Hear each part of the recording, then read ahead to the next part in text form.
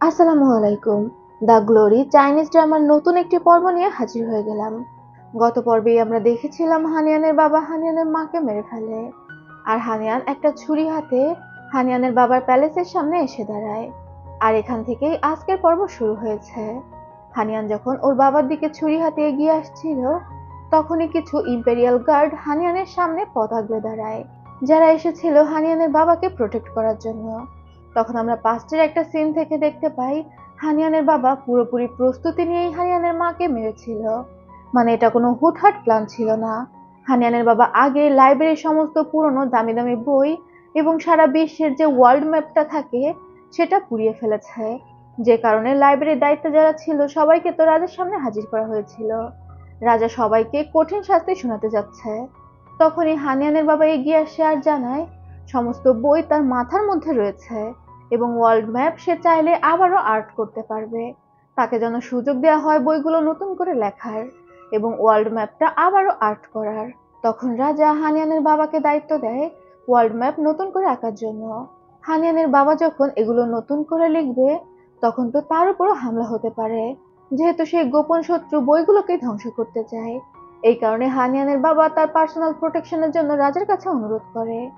আর রাজা জিজ্ঞাসা করে হানিয়ানের বাবার কোনো চয়েস আছে কিনা, মানে তার পার্সোনাল প্রোটেকশনের জন্য সে কোন অফিসারকে চাচ্ছিল। হানিয়ানের বাবা তখন ইয়ানশির নাম বলে।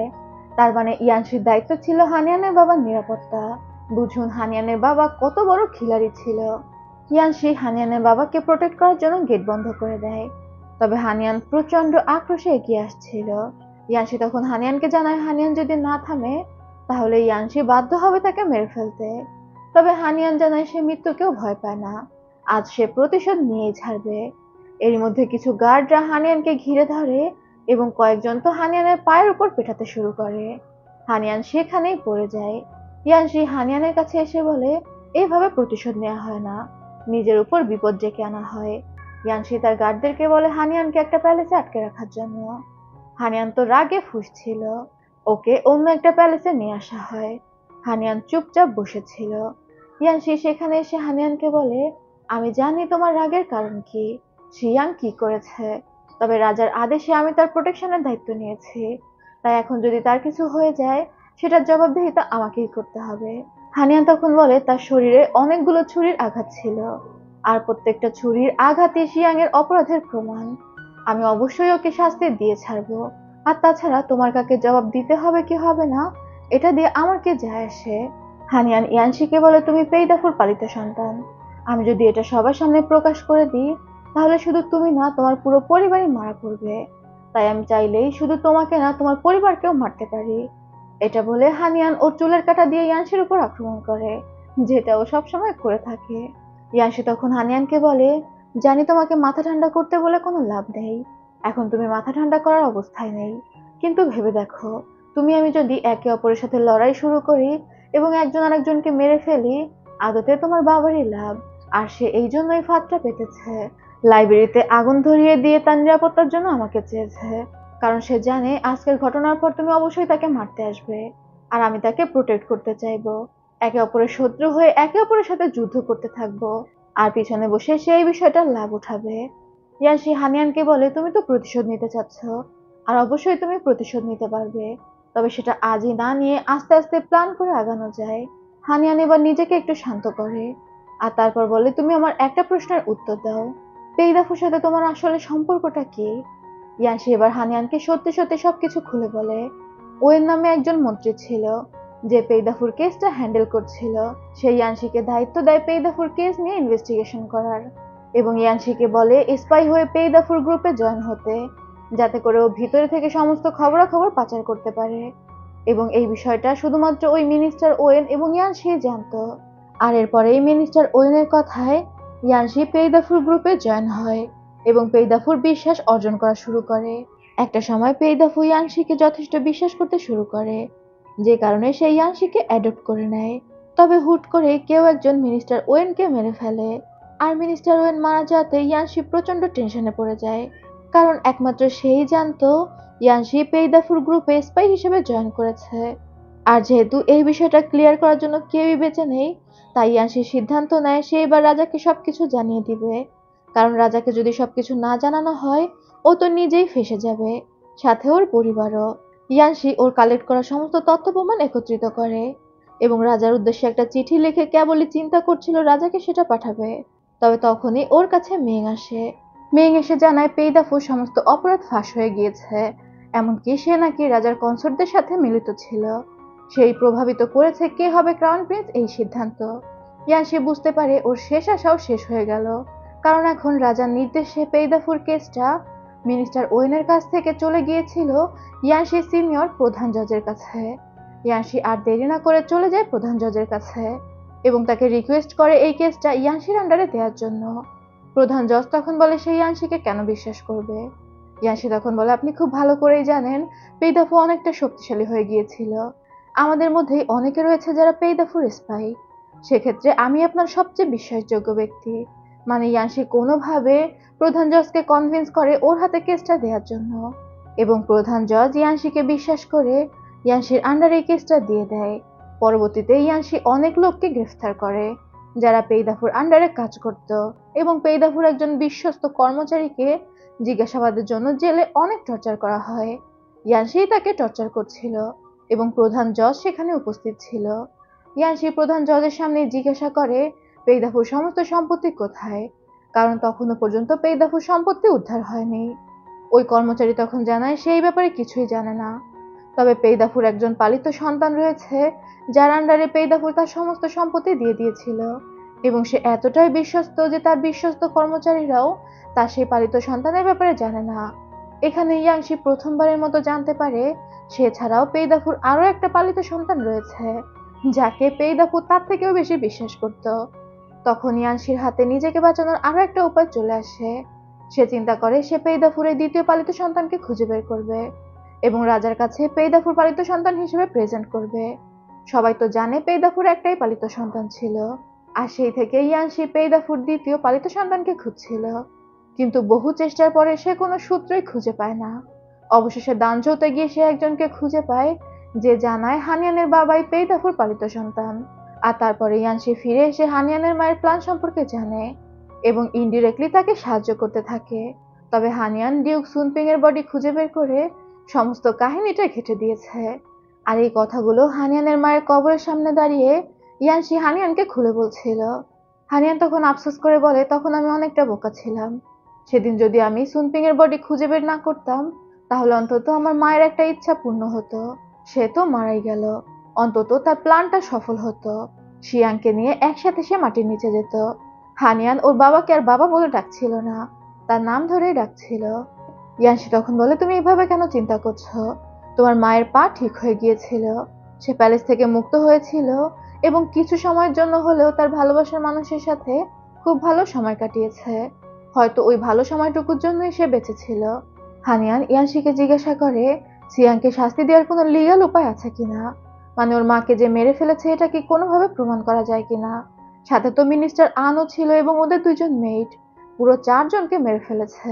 ইয়ানশি তখন জানায় তোমার বাবা প্রচন্ড চালাক, সে আগুন ধরিয়ে সমস্ত প্রমাণ তো নষ্ট করেছেই, সাথে তোমার মা ছাড়া বাকি 3টা বডি যে কার এটাই তো এখন শনাক্ত করা যাবে না। কিভাবে প্রমাণ করবো এখানে মিনিস্টার আনের বডি রয়েছে আর তাকে তোমার বাবাই মেরেছে। হানিয়ান তখন বুঝতে পারে আর কোনো উপায় নেই, ওকেই প্রতিশোধের উপায় খুঁজে বের করতে হবে। ইয়ানশি হানিয়ানকে বলে, তোমার কিন্তু আর তোমার বাবার প্যালেসে থাকা নিরাপদ নয়। তোমার বাবা পাগল হয়ে গিয়েছে, সে যে কোনো সময় তোমার উপরও অ্যাটাক করতে পারে, কারণ সে এখন জানে তুমি তার জন্য হুমকি স্বরূপ। হানিয়ান তখন ইয়ানশিকে বলে, তুমি যে আমাকে বিয়ের প্রপোজাল দিয়েছিলে সেই ডিলটা কি এখনো আছে? আমি তোমার পরিবারকে প্রোটেক্ট করব, তার পরিবর্তে তুমি আমাকে সাহায্য করবে আমার মায়ের প্রতিশোধ নেওয়ার জন্য। ইয়ানশি তো এই প্রস্তাবে এক পায়ে রাজি। সে হানিয়ানকে জিজ্ঞাসা করে কবে বিয়ে করবে। হানিয়ান জানায় আগামীকাল। আর এরপর হানিয়ান ওর মায়ের কবরের দিকে তাকিয়ে প্রতিজ্ঞা করে ও আস্তে আস্তে প্রতিশোধ নিবে এবং যখন প্রতিশোধ নেওয়া শেষ হবে তখনও ওর মায়ের নাম তার কবরের উপর খোদাই করবে, তাও নিজে হাতে। এরপর হানিয়ান নিজের বাড়িতে ফিরে আসে। তখন ওর বাবা এবং রুইন একসাথে নাস্তা করছিল। হানিয়ানের বাবা হানিয়ানকে দেখে এমন ভান করে যেন কিচ্ছু হয়নি। সে মুচকি হেসে হানিয়ানকে বলে, আসো আমাদের সাথে খেতে বসো। হানিয়ান তো প্রচন্ড রেগেছিল, তাও ও ওর বাবার সাথে নর্মালি কথা বলে। হানিয়ান ভিতরে এসে জানায় ও আগামীকাল ইয়ানশিকে বিয়ে করছে। যেহেতু হানিয়ানের বাবা সিয়াং, তাই তার তো কোনো দায়িত্ব রয়েছে। সে যেন হানিয়ানের বিয়ের গিফট এবং বিদায়ের ব্যবস্থা করে। এটা শুনেই তো সিয়াং এর পুরো মাথায় হাত। সে হানিয়ানকে বলে, তুমি এত বড় নির্লজ্জ মেয়ে, তোমার দুলাভাইকে বিয়ে করতে চাচ্ছ? কার অনুমতিতে তুমি বিয়ে করছো? হানিয়ান তখন অনেকটা রেগে বলে, লজ্জা বলতে কোনো জিনিস কি এই পরিবারের আছে? আমি আগে এই প্যালেস থেকে বের হতে চাচ্ছি, তাই আমি ইয়ানশিকে বিয়ে করছি। বাকি রইল আমার মায়ের মৃত্যুর বিষয়টা, সেটা সময়ের সাথে সাথে আমি দেখে নিব। সিয়াং বুঝতে পারে হানিয়ানকে বুঝিয়ে আর কোনো লাভ নেই। হানিয়ান সেখান থেকে বের হয়ে যায়। এরপর হানিয়ান সুহংকে মুক্ত করে দিতে চায়। সে সুহং এর কন্টাক্ট পেপার সুহংকে দিয়ে দিচ্ছিল। তবে সুহং হানিয়ানকে ছেড়ে যাবে না। সে প্রায় কান্না করে দিয়ে জিজ্ঞাসা করে সে কি কোনো ভুল করেছে কিনা। হানিয়ান তো এখান থেকে চলে যাচ্ছে। সে যেন সুহংকে তার যৌতুক হিসেবে নিয়ে যায়। হানিয়ান তখন বলে, তুমি, ন্যানি চেন আর জিলান আমার মায়ের সবচেয়ে পছন্দের মেয়েট ছিলে। আমার মা সবাইকে মুক্ত করে দিলেও তোমাদের তিনজনকে নিজের সাথে রাখতে চেয়েছিল। জিলান আর ন্যানি চেনকে তো আমি বাঁচাতে পারিনি, তবে আমি চাই তুমি বেঁচে থাকো, তুমি সুস্থ স্বাভাবিকভাবে জীবনযাপন করো। তবে সুহং জানায় সে হানিয়ানের সাথেই থাকবে। হানিয়ান শেষবারের মতো সুহংকে বোঝানোর জন্য বলে, আমি কিন্তু আমার মায়ের মৃত্যুর প্রতিশোধ নিব। সেক্ষেত্রে যে কোনো সময় যে কোনো কিছু ঘটতে পারে, তোমার জীবনও চলে যেতে পারে। সুহং কনফিডেন্টলি জানায় তার যদি জীবনও যায়, তাও সে হানিয়ানের সাথেই থাকতে চায়, হানিয়ানকে সাহায্য করতে চায়। এটা শুনে হানিয়ান ইমোশনাল হয়ে সুহংকে জড়িয়ে ধরে। এদিকে ইউশানের অবস্থা তো প্রচন্ড খারাপ হয়ে গিয়েছে। হানিয়ান আর ইয়ানশির আগামীকাল বিয়ে। ও ঘরে ভাঙচুর শুরু করে দেয়। রুইন এসে ওর মেয়েটদের মাধ্যমে ইউশানকে আটকায়। ইউচি তখন দ্রুত এসে ইউশানকে ধরে। সে তার মাকে বলে যে ইউশানের এখন মাথা ঠিক নেই, কেন তার মেয়েটদের মাধ্যমে ইউশানকে টর্চার করা হচ্ছে। রুইন তখন বলে, তোমার বোনকে বুঝিয়ে দাও। ইয়ানশি যদি তোমার বোনকে পছন্দই করতো তাহলে তো আর সে হানিয়ানকে বিয়ে করতো না। ইউশান তখন বলে, যদিও ওরা দুজন দুজনকে পছন্দ করে, তাও কোনোভাবে হানিয়ান আর ইয়ানশির বিয়ে হতে দিতে চায় না। ও রুইনের হাতে পায়ে ধরে অনুরোধ করে, ও ইয়ানশিকে পাক বা না পাক, হানিয়ান যেন না পায়। রুইন যেন কোনোভাবে ওদের বিয়েটা ভেঙে দেয়। তবে রুইন চাচ্ছিল হানিয়ান প্যালেস ছেড়ে চলে যাক, তাই ও তো কোনোভাবেই ওদের বিয়ে ভাঙবে না, বরং ও ইউশানকে ঘরের মধ্যে বন্দি করে দিয়ে চলে যায়। ইউচি তখন ইউশানকে জড়িয়ে ধরে সান্ত্বনা দিতে থাকে। এদিকে হানিয়ানের বাবা তো হাত পা গুটিয়ে বসে থাকার লোক না, সে কোথাও একটা বের হচ্ছিল। তবে মেং ছিল গার্ডে, আর ইয়ানশি কড়াভাবে বলে দিয়েছিল হানিয়ানের বাবার উপর নজর রাখতে। হানিয়ানের বাবার পিছু পিছু মেং যেতে চায়। হানিয়ানের বাবা তখন বলে তার তো পার্সোনাল কাজ আছে। তবে মেং জানায় হানিয়ানের বাবার জীবন ঝুঁকি রয়েছে, তাই যে কোনো জায়গাতেই মেং তার সাথে যাবে। এটাই রাজার আদেশ। হানিয়ানের বাবা আর তখন কিছু বলতে পারে না। এদিকে ইয়ানশির বিয়ের কথা শুনে ইয়ানশির মা বেশ খুশি ছিল। অবশেষে ইয়ানশি বিয়ের সিদ্ধান্ত নিয়েছে এবং লিনজিও হানিয়ানকে পছন্দ করছিল। তবে ইয়ানশির আন্টি তেমন একটা খুশি ছিল না। তখনই মেং ইয়ানশির কাছে আসে। ইয়ানশি মেংয়ের সাথে বাইরে যায় কি হয়েছে জানার জন্য। তখন মেং ইয়ানশিকে জানায় হানিয়ানের বাবা রেস্টুরেন্টে গিয়ে একজন ম্যাচমেকারের সাথে দেখা করেছে। খুব সম্ভবত হানিয়ানের বিয়ে অন্য কোথাও ঠিক করছে। ইয়ানশি তখন বুঝতে পেরে যায় একদিনের মধ্যে তো আর পাত্র পাওয়া সম্ভব না। কোনো ম্যাচমেকারের মাধ্যমে সে হয়তো হানিয়ানের বিয়ের একটা নাটক করবে এবং মাঝপথে কোথাও হানিয়ানকে মেরে ফেলবে। তাই ইয়ানশি সিদ্ধান্ত নেয় সেই রাতে সে হানিয়ানকে বিয়ে করতে যাবে। এদিকে ইউশান কান্নাকাটি করে নিজের অবস্থা খারাপ করে ফেলেছে। ইউজি ইউশানকে বোঝাচ্ছিল, আপু তুমি মন খারাপ করো না, তোমার জন্য আমি অনেক ভালো পাত্র খুঁজে দিব যে তোমাকে রানীর মতো রাখবে। ইয়ানশির চেয়েও অনেক ভালো আর হ্যান্ডসাম ছেলে। ইউচির মতো একটা ভাই আসলে সব বোনেদেরই দরকার। তবে ইউশান তো প্রচন্ড রেগেছিল। ও এসব কথা শোনার মুডেই ছিল না। ও রেগে ইউচিকে অনেক কথা শুনিয়ে দেয়।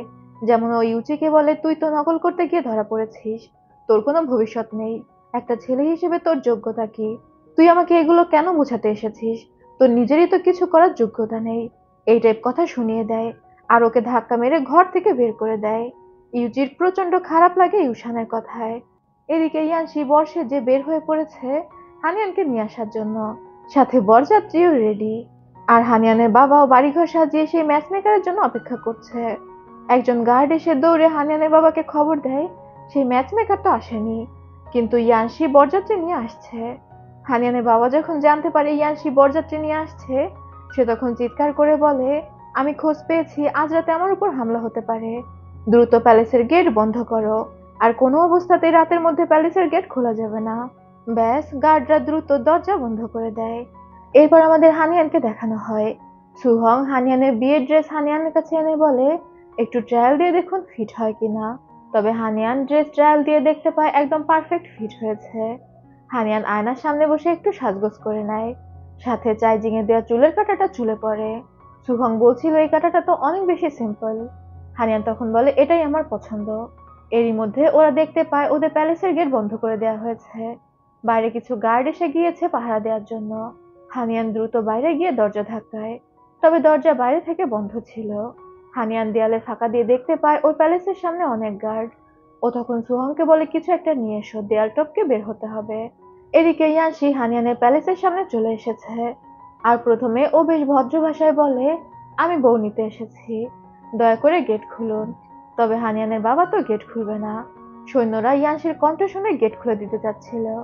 হানিয়ানের বাবা তখন ঝাড়ি মেরে বলে, রাজা তোমাদেরকে আমার নিরাপত্তার জন্য নিযুক্ত করেছে। যদি আমার কিছু হয়ে যায় তাহলে তোমরা সবাই মারা পড়বে। তাই ভয়ে গার্ডরা গেট খুলতে পারে না। ইয়ানশি তখন আর কি করবে, ও সবাইকে আদেশ দেয় গেট ভেঙে ফেলার জন্য। এখানে পুরো একটা যুদ্ধের পরিবেশ সৃষ্টি হয়ে গিয়েছে। তবে ইয়ানশির লোকজন হানিয়ানদের বাড়ির গেট ভেঙে ফেলে।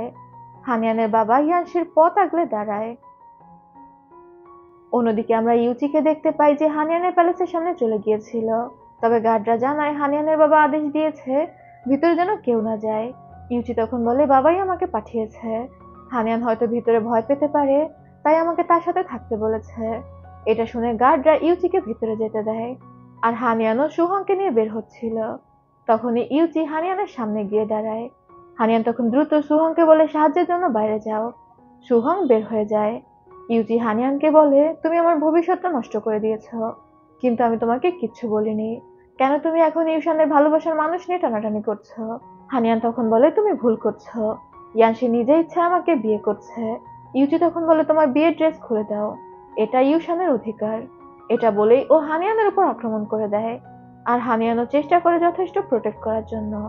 এক পর্যায়ে ইউচি হানিয়ানকে তলোয়ার দিয়ে আঘাত করতে যাচ্ছিল, কিন্তু হানিয়ান সেই জায়গা থেকে সরে যায়। ইউচি কিছু একটা সাথে পা পিছলে পড়ে ডিরেক্ট দরজার একটা পেরেকের সাথে গিয়ে আঘাত খায়। হানিয়ান প্রথমে বুঝতে পারে না কি হলো। ও নিজের চুলের কাঁটাকে অস্ত্র হিসেবে ধরে বসেছিল আর প্রচন্ড ভয় পেয়েছিল। ইউচি যখন হানিয়ানের দিকে ফিরে তাকায়, হানিয়ান দেখতে পায় ইউচির বুকের মধ্যে পেরেক ঢুকে গিয়েছে। ইউচির মুখ থেকে রক্ত পড়তে শুরু করে। এরই মধ্যে রুইন আর হানিয়ানের বাবা দৌড়ে ভিতরে আসে। তারা দ্রুত ইউচিকে ধরে।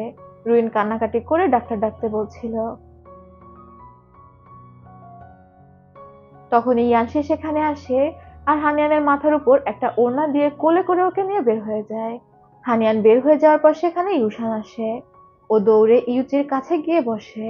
ইউচি ইউশানকে দেখে মুচকে একটা হাসি দেয়, মানে জীবনের শেষ সময়েও নিজের বোনের প্রতি কতটা ভালোবাসা। ইউচি সেখানেই মারা যায় আর প্যালেসে নেমে আসে কান্নার রোল। আর এরপর খুব সাধারণভাবে হানিয়ান আর ইয়ানশির বিয়ে হয়ে যায়। তবে হানিয়ানের মন প্রচন্ড খারাপ ছিল। ইউচির মৃত্যুর জন্য ও অপরাধবোধে ভুগছিল। রুমে বসে বসে হানিয়ান এসবই চিন্তা করছে। তখনই ওর ঘরে লিনজি উকি মারে। হানিয়ানের মন প্রচন্ড খারাপ, কিন্তু লিনজি তো আর সেটা বুঝতে পারে না। ও দ্রুত এসে হানিয়ানকে খুশি হয়ে মা ডাকতে চায়। ও বলছিল অবশেষে ও একটা মা পেয়েছে। হানিয়ান যে ওর বাবাকে বিয়ে করতে রাজি হয়েছে, এটার জন্য লিনজি অনেক খুশি। ও খুশি হয়ে হানিয়ানকে জড়িয়ে ধরতে যায়, কিন্তু হানিয়ান নিজের মুখটা সরিয়ে ফেলে এবং লিনজিকে ছাড়িয়ে দেয়। লিনজি তখন বুঝতে পারে হানিয়ান ওর মা হতে রাজি না। লিনজি বেচারি কান্না করে ফেলে। ও হানিয়ানকে কান্না করতে করতেই বলে, তুমি আমার বাবাকে বিয়ে করেছো, আমি ভেবেছিলাম আমি এবার একটা মা পাবো। তুমি কি শুধুমাত্র আমার বাবার ওয়াইফ হতে চাও, আমার মা হতে চাও না? এরই মধ্যে ইয়ানশি সেখানে চলে আসে। ও লিনজিকে কাছে ডেকে বলে, আজই তো আমাদের বিয়ে হলো, তোমার আন্টিকে একটু সময় দাও, ধীরে ধীরে সবকিছু ঠিক হয়ে যাবে। তোমার আন্টি তোমাকে নিজের মেয়ের মতো ভালোবাসবে, আর তুমিও তাকে মা হিসেবেই পাবে। এটা শুনে লিনজি একটু শান্ত হয়। একজন মেইড আসে এবং লিনজিকে নিয়ে যায়। হানিয়ান তখন ইয়ানশিকে বলে, দুঃখিত, আমি লিনজিকে কষ্ট দিতে চাইনি, কিন্তু আমার খুবই অপরাধবোধ কাজ করছে। রুইন কখনোই বিশ্বাস করবে না যে ইউচির মৃত্যুতে আমার কোনো হাত নেই। ইয়ানশি তখন বলে, কোনো বিষয় না, সময়ের সাথে সাথে আস্তে আস্তে সবকিছু ঠিক হয়ে যাবে। আমার প্যালেসে কেউ একজন একটা চিঠি দিয়ে গিয়েছে, আর চিঠিটা পড়ে আমার মনে হলো এটা তোমাকে চাইজিং পাঠিয়েছে। হানিয়ান দ্রুত চিঠিটা নিয়ে পড়তে শুরু করে, যার প্রথম লাইনে চাইজিং লিখেছিল, চাইজিং এখান থেকে চলে যাচ্ছে। আর এই প্রথম লাইনটা পড়ে এই চিঠিটা ফেলে দিয়ে হানিয়ান দৌড় শুরু করে চাইজিংকে আটকানোর জন্য। যেতে যেতে চাইজিং এর চিঠির বাকি কথাগুলো পড়া হচ্ছিল, যেখানে চাইজিং লিখেছিল, তুমি তো এখন একটা বাড়ি পেয়ে গিয়েছো, যেটা তুমি সারা জীবন স্বপ্নে দেখতে। তোমাকে প্রোটেক্ট করার জন্য একজন মানুষ হয়েছে। আমার সবসময় ইচ্ছা ছিল তোমাকে নিয়ে সমুদ্র পথে পাড়ি দেওয়ার, তবে আমি এখন বুঝতে পেরেছি তুমি আর যাবে না। আর আমার এই ভঙ্গুর শরীর নিয়ে আমি তোমাকে আর প্রোটেক্ট করতে পারবো না, তাই আমি আমার মতো সমুদ্রে চলে গেলাম। হানিয়ান যখন দৌড়াচ্ছিল তাদের পাস্টের কিছু সিন দেখানো হয়। হানিয়ান আর চাইজিং সমুদ্রের পাশে বসে গল্প করছে। হানিয়ান চাইজিংকে জিজ্ঞাসা করে, যখন আমি আমার বাড়ি পেয়ে যাব, একটা নিরাপদ আশ্রয় পেয়ে যাব, তখন তুমি কোথায় যাবে? চাইজিং তখন বলে, কেন, তখন আমি তোমার সাথে থাকবো, সবসময় তোমার সাথে সাথে লেগে থাকবো। দুই বান্ধবী সমুদ্রের পাড়ে বসে বসে গল্প করছে আর অনেক মজা করছে। হানিয়ান তখনও প্রাণপণে ডেকের দিকে দৌড়াচ্ছে। হানিয়ান দৌড়াতে দৌড়াতে ঘাটে পৌঁছে গিয়েছিল, তবে ততক্ষণে চাইজিং এর জাহাজ ছেড়ে দিয়েছে। হানিয়ান চিৎকার করে চাইজিং বলে ডাক দেয়। চাইজিং হানিয়ানকে দেখে তো খুশি হয়ে যায়, কিন্তু পরক্ষণেই ও নিজেকে সামলে নেয়। হানিয়ান বুঝতে পারে চাইজিংকে ও আর ফেরাতে পারবে না।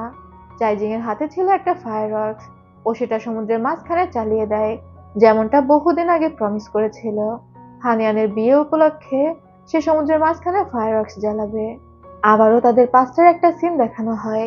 হানিয়ান চাইজিংকে জিজ্ঞাসা করছিল, তুমি তো অনেক সমুদ্রে থেকেছো, সমুদ্রের মাঝখানে যদি ফায়ারওয়ার্কস জ্বালানো হয় তাহলে সেটা দেখতে কেমন লাগে? চাইজিং তখন বলে, তোমার যখন বিয়ে হবে তখন আমি তোমার বিয়ের সেলিব্রেশন করার জন্য সমুদ্রের মাঝখানে একটা ফায়ারওয়ার্কস জ্বালাবো, তখন তুমি দেখে নিও যে সমুদ্রের মাঝখানে ফায়ারওয়ার্কস জ্বালালে কেমন লাগে। হানিয়ান সেখানে দাঁড়িয়ে কান্না করতে থাকে। তখনই ইয়ানসি সেখানে চলে আসে আর হানিয়ানকে একটা কোট পরিয়ে দিয়ে বলে, বাইরে অনেক ঠান্ডা, তোমার ঠান্ডা লেগে যাবে। সেখানেই চাইজিং আর হানিয়ানের বিদায় হয়ে যায়। চাইজিং মনে মনে ভাবছিল, এটাই তোমার আমার শেষ দেখা, আর হয়তো কখনোই আমাদের দেখা হবে না। অন্যদিকে হানিয়ান মনে মনে ভাবছিল, জীবনে কখনো না কখনো তোমার সাথে আমার দেখা হবে। এরপরে আমাদের রুইনকে দেখানো হয়। সে ইউচির রক্ত মুছছিল আর মনে মনে বিড়বিড় করছিল, ইউচি মরেনি, ইউচি এখনো বেঁচে আছে, ইউচি মরতেই পারে না। তখনই ন্যানি তাও তার কাছে এসে জানায়, ইউচির মেমোরিয়াল ট্যাবলেট লাগানো হবে। রুইন যেন সেখানে যায়। এরপর রুইন সাদা কাগজের ঝুড়ি হাতে প্যালেসের মধ্যে দিয়ে হাঁটতে থাকে, আর সেই কাগজ চারদিকে ছড়িয়ে আসছিল। এটা একটা রিচুয়ালেরই অংশ ছিল, শোক টাইপ। হানিয়ানের বাবা ইউচির মেমোরিয়াল ট্যাবলেট প্রতিস্থাপনের রিচুয়াল করছে। ইউশান পাশেই মেমোরিয়াল ট্যাবলেটটি জড়িয়ে ধরে বসেছিল। ওর তো প্রচন্ড খারাপ লাগছে। এরই মধ্যে রুইন সেখানে আসে, আর সেখানে এসে কান্না করতে করতে বলতে থাকে, আমি আমার দুইটা সন্তানকেই হারিয়ে ফেললাম, মানে প্রথমেই তো তার বড় মেয়ে মারা গিয়েছিল। হানিয়ানের বাবা তখন বলে, ইউজিকে তো আমিও মানুষ করেছি, সে আমার একমাত্র ছেলে, তার মৃত্যুর দুঃখ আমারও রয়েছে। রুইন তখন বলে, আপনার নেই, আপনি কিচ্ছু করেননি, আমি একা হাতে আমার সমস্ত বাচ্চাদের মানুষ করেছি। এটা বলে ইউশানকে দাঁড় করিয়ে জড়িয়ে ধরে। তবে ইউশান জানতো ওর মা এসব কথা কেন বলছে। ও চিৎকার করে বলে, ইউজি মারা গিয়েছে, এখনো কি তুমি নিজের স্বার্থ নিয়ে থাকবে? রুইন তখন ঝাড়ি মেরে বলে, আমি মিথ্যা কি বলছি? তবে ইউশানের একদমই ওর মায়ের এসব ড্রামা দেখার ইচ্ছা ছিল না। ও সেখান থেকে বের হয়ে যায়। রুইন হানিয়ানের বাবাকে বলে, আমি এই প্যালেসে থেকে কি পেয়েছি? আমার সারা জীবন আমি এই প্যালেসে নষ্ট করে দিলাম, না পেয়েছি সম্মান, না পেয়েছি আমার চাহিদা মতো কিছু। আমি আপনার সমস্ত অপরাধের সাক্ষী। আপনি কি মনে করেন আপনি কি কি করেছেন সেগুলো আমি জানি না? আপনার প্রত্যেকটা অপরাধ আমি নিজের চোখে দেখেছি, আপনাকে সাহায্য করেছি। এখানে রুইন ইঙ্গিত দিয়ে এটাও বলে দেয়, হানিয়ানের বাবা যে পেইদাফুর পালিত সন্তান, এটাও রুইন জানে। এটা শুনেই তো হানিয়ানের বাবা প্রচন্ড রাগ হয়ে যায়, তার চোখে মুখে রাগের ছাপ স্পষ্ট। তবে রুইনের শেষের কথা শুনে সে নিজেকে শান্ত করে নেয়। শেষে গিয়ে রুইন বলে, আমি সবকিছু হজম করে ফেলতে পারি। মহিলা মানুষরা অনেক কিছু জানে, অনেক কিছু দেখে, কিন্তু সবকিছু নিজের মধ্যে কবর দিয়ে দেয় স্বামী সন্তানের সুখের জন্য। আমিও সবকিছু নিজের মধ্যে কবর দিয়ে দিতে পারি, যদি আমি সেই যোগ্য সম্মানটা পাই। মানে সে এই প্যালেসের ম্যাডাম হতে চাচ্ছিল। হানিয়ানের বাবার লিগ্যাল ওয়াইফ, সে তো ছিল কনকুবাইন। হানিয়ানের বাবাও বিষয়টা বুঝতে পারে, আর সে রুইনকে বলে, তুমি যেটা চাচ্ছ সেটাই হবে। এরপরে আর কি, রুইনকে প্যালেসের ম্যাডাম করে দেয়া হয়। রুইন সবার সামনে অনেক সুন্দর পোশাক পরে বের হয়। সমস্ত মেইডরা তাকে গ্রেটিং করে। ইউশানও সমস্ত মেইডদের সাথে সেখান থেকে চলে যাচ্ছিল। তবে ন্যানি তাও ইউশানকে ধরে এনে রুইনের কাছে দিয়ে যায়। রুইন ইউশানকে বলে, তোমাকে দেখতে অনেক সিম্পল লাগছে, যাও ভালো কোনো পোশাক পরে এসো। ইউশান তখন উপহাস করে বলে, যাক, ইউচির মৃত্যুটা বিফলে যায়নি, তোমার উদ্দেশ্য সফল হয়েছে, তুমি যা চাইতে তাই পেয়ে গিয়েছো। ইউশান তখন রেগে বলে, ইউচির মৃত্যুর জন্য তুমিও দায়ী, আমিও দায়ী, ও এত অল্প বয়সে আমাদেরকে ছেড়ে চলে গিয়েছে। এটা শুনেই রুইন ইউশানকে একটা থাপ্পড় মেরে দেয়। রুইন তখন বলে, মোটেও না, ইউচির মৃত্যুর জন্য দায়ী হানিয়ান। অবশেষে আমি এই প্যালেসের ম্যাডাম হতে পেরেছি, আর এখন তুমি এই প্যালেসের ম্যাডামের মেয়ে, কোনো কনকুবাইনের মেয়ে না। কেউ তোমাকে বুলি করতে পারবে না। তুমি এখন এই শহরের একজন নোবেল লেডি। এখন তোমার নোবেল ফ্যামিলিতে বিয়ে হওয়া অনেকটা সহজ হয়ে যাবে, এবং তোমার শ্বশুরবাড়ির ক্ষমতার জোরে আমরা নিরাপদ থাকতে পারবো। ইউশান তখন ইউচির পুড়ে যাওয়া জিনিসপত্রের দিকে তাকিয়ে বলে, ইউচি মারা গিয়েছে, এখন তুমি তোমার সমস্ত আশা আমার উপর রাখছো। তুমি ক্ষমতার জন্য সারা জীবন স্ট্রাগল করেছো, আমি তোমার সেই স্ট্রাগলের বলিপাঠা হতে পারবো না। এটা বলে ইউশান সেখান থেকে চলে যায়। পরবর্তী সিনে আমাদের হানিয়ানকে দেখানো হয়। ইয়ানশি হানিয়ানের জন্য এক বাটি ওষুধ নিয়ে এসেছে। সে বলছিল, এটা খাও, তাহলে তুমি একটু শক্তি পাবে। কয়েকদিন ধরে তোমার খাওয়া দাওয়ার ঠিক নেই, তুমি অনেক দুর্বল হয়ে পড়েছো। হানিয়ান তখন বলে, তোমার আমার বিয়েটা কিন্তু স্বাভাবিক কোনো বিয়ে না, আমাদের বিয়েটা একটা ডিল। ইয়ানশি জিজ্ঞাসা করে, তুমি তাহলে কি চাচ্ছ? হানিয়ান জানায়, যেদিন ওর মা প্যালেস থেকে বের হয়ে যায় তার আগের দিন ও মিনিস্টার আনের সাথে দেখা করেছিল ওর মায়ের বিষয়ে কথা বলার জন্য। হানিয়ানি মিনিস্টার আনকে ডেকে জানিয়েছিল ওর মা ডিভোর্স পেপার পেয়ে গিয়েছে এবং সিদ্ধান্ত নিয়েছে মিনিস্টার আনের সাথে চলে যাওয়ার জন্য। মিনিস্টার আন তো নিজের সারা জীবন শুধু এই খবরটার জন্য অপেক্ষা করেছিল। সে প্রচন্ড খুশি হয়ে যায় হানিয়ানের কথায়। হানিয়ানকে ধন্যবাদ দিয়ে জানায়, হানিয়ান যোগ্য মেয়ের দায়িত্ব পালন করেছে, তার মতো মেয়ে পাওয়া আসলেও ভাগ্যের বিষয়। হানিয়ান নিজেও তো অনেক খুশি ছিল। কথায় কথায় মিনিস্টার আন হানিয়ানকে বলে, আমি ভেবেছিলাম তোমার মা কখনোই এই সিদ্ধান্ত নিতে পারবে না, তাই আমি আমার সারা জীবন চিয়াং এর বিরুদ্ধে প্রমাণ জোগাড় করে কাটিয়ে দিতে চেয়েছিলাম। অনেক প্রমাণ আমি জোগাড়ও করেছি, তবে তোমার মা যেহেতু পুরনো সমস্ত কিছু ভুলে সামনের দিকে আগাতে চাচ্ছে, তাই আমিও আর পিছনের জিনিসপত্র টানবো না। সমস্ত কিছু আমি একটা চন্দন কাঠের বক্সে রেখে আমার ডিপার্টমেন্টের সুরক্ষিত জায়গায় রেখে দিয়েছি। মিনিস্টার আন ডিপার্টমেন্ট অফ সুপারভিশনে চাকরি করত। সেই সময় হানিয়ানও এই বিষয়ের উপর গুরুত্ব দেয় না, কারণ ও তো ওর মাকে নিয়ে এখান থেকে চলে যাচ্ছিল। এখন ওর বাবার অপরাধ প্রমাণ করে কি হবে বা না করেই বা কি হবে।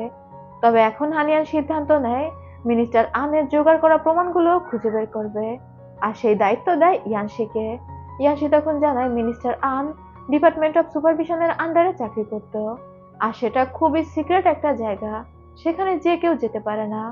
হানিয়ান তখন মুখের উপর বলে দেয়, তাহলে তোমাকে বিয়ে করে আমার লাভ কি, যদি এই সিম্পল কাজটাই তুমি করতে না পারো। ইয়ানশি তখন বিষয়টা অনেক গায়ে লেগে যায়। ও হানিয়ানকে বলে, দেখি আমি কি করতে পারি, তবে তুমি ওষুধটা খেয়ে নাও। এটা বলে বের হয়ে যায়। এরপরে দেখা যায় ইয়ানশির আন্টি তড়িঘড়ি করে ইয়ানশির মায়ের কাছে এসেছে। কেউ একজন ইয়ানশিদের প্যালেসে একটা মরা হাঁস উপহার পাঠিয়েছে। ইয়ানশির আন্টি ইয়ানশির মাকে বলছিল, তুমি এটা দেখতেই পারবে না। সত্যি সত্যি ইয়ানশির মা ওই বক্সের ভিতরে উকি মেরে বমি করে দিচ্ছিল। হাঁসটা পুরো রক্তে মাখা ছিল, এই কারণে। ইয়ানশির আন্টি বলছিল, আমি আগেই বলেছিলাম হানিয়ান এই পরিবারের জন্য শুভ না। ও আসতে না আসতেই দেখো কি অবস্থা শুরু হয়েছে। এরই মধ্যে হানিয়ান সেই ঘরে প্রবেশ করে, আর ও বক্সটা খুলে দেখতে পায় সেখানে একটা মৃত হাঁস, মানে চামড়া টামড়া ফেলা, পুরো রক্তাক্ত আর কি। হানিয়ান মুচকি হেসে বলে, কেউ একজন আমাদেরকে একটা হাঁস উপহার দিয়েছে। এই হাঁস বেছে খুঁটে রান্না করতে তো অনেক কষ্ট হয়, অলরেডি পরিষ্কার করা রয়েছে, কেননা আমরা এটা সদ্ব্যবহার করি, মানে রান্না করে খেয়ে নিই। এটা শুনে ইয়ানশির মা খুশি হয়ে হানিয়ানকে বলে, ইয়ানশির ভাগ্য তো খুবই ভালো, তোমার মতো একটা সাহসী মেয়ে পেয়েছে, আমরা তো হাঁসটা দেখতেই পাচ্ছিলাম না। তবে ইয়ানশির আন্টি দ্রুত ইয়ানশির মাকে সেখান থেকে সরিয়ে দেয়, সে তো হানিয়ানের প্রশংসা করছিল এজন্য। এরপর ইয়ানশির আন্টি হানিয়ানকে বলে, এখন তো তুমি এই প্যালেসের ম্যাডাম হয়েছো, এখন এই প্যালেসের সমস্ত হিসাবপত্র তুমিই দেখবে, হিসাবপত্র কি কিছু জানা আছে? হানিয়ান তখন বলে, কেবলই তো আমি আসলাম, এখনই আমি এসব হিসাবপত্রের মধ্যে যেতে চাই না। তবে ইয়ানশির আন্টি ট্রিপিক্যাল শাশুড়িদের মতো হানিয়ানের পরীক্ষা নিতে চাচ্ছিল। সে প্রথমে হানিয়ানকে রুলস শেখাতে যায়, মানে কিভাবে খাবার সার্ভ করতে হবে সেই রুলস, আর শেখাতে গিয়ে সে চপস্টিক দিয়ে হানিয়ানের হাতেই পিটুনি দিচ্ছিল। কিন্তু হানিয়ান তার এটা সহ্য করে না, সে ওই চপস্টিক ধরে ফেলে। ইয়ানশির আন্টি এতে অনেকটা অখুশি হয়, মানে সে হানিয়ানকে পেটাবে কিন্তু হানিয়ান প্রতিরোধ করতে পারবে না। এরপর সে হানিয়ানকে নিয়ে যায় হিসাবের ঘরে, আর অনেকগুলো হিসাবের খাতা ধরিয়ে দেয় যেগুলো পুরোনো মাসের, এবং হানিয়ানকে বলে হিসাব করতে। তবে হানিয়ান খুব ভালোভাবে সেই হিসাবগুলো করে ফেলছিল, যেগুলো দেখে ইয়ানশির আন্টির একদমই ভালো লাগে না। তবে হানিয়ান বুঝতে পারে ইয়ানশির আন্টি ইচ্ছা করে হানিয়ানকে বুলি করছে। সে তখন ইয়ানশির আন্টিকে বলে, আপনি তো আমাকে শিখাচ্ছেন না, আপনি আমাকে বুলি করছেন। আপনি আমার গুরুজন, যদি ভালোভাবে শেখাতেন তাহলে আমি অবশ্যই শিখে নিতাম। এটা বলেই সে বের হয়ে যাচ্ছিল। ইয়ানশির আন্টি তখন পেছন থেকে বলে ওঠে, তুমি যদি এসব না শেখো তাহলে তো ইয়ানশির জন্য একটা কনকুবাইন আনতে হবে, যে এই প্যালেসের দায়িত্ব নিবে এবং মন দিয়ে সংসারের কাজকর্ম শিখবে।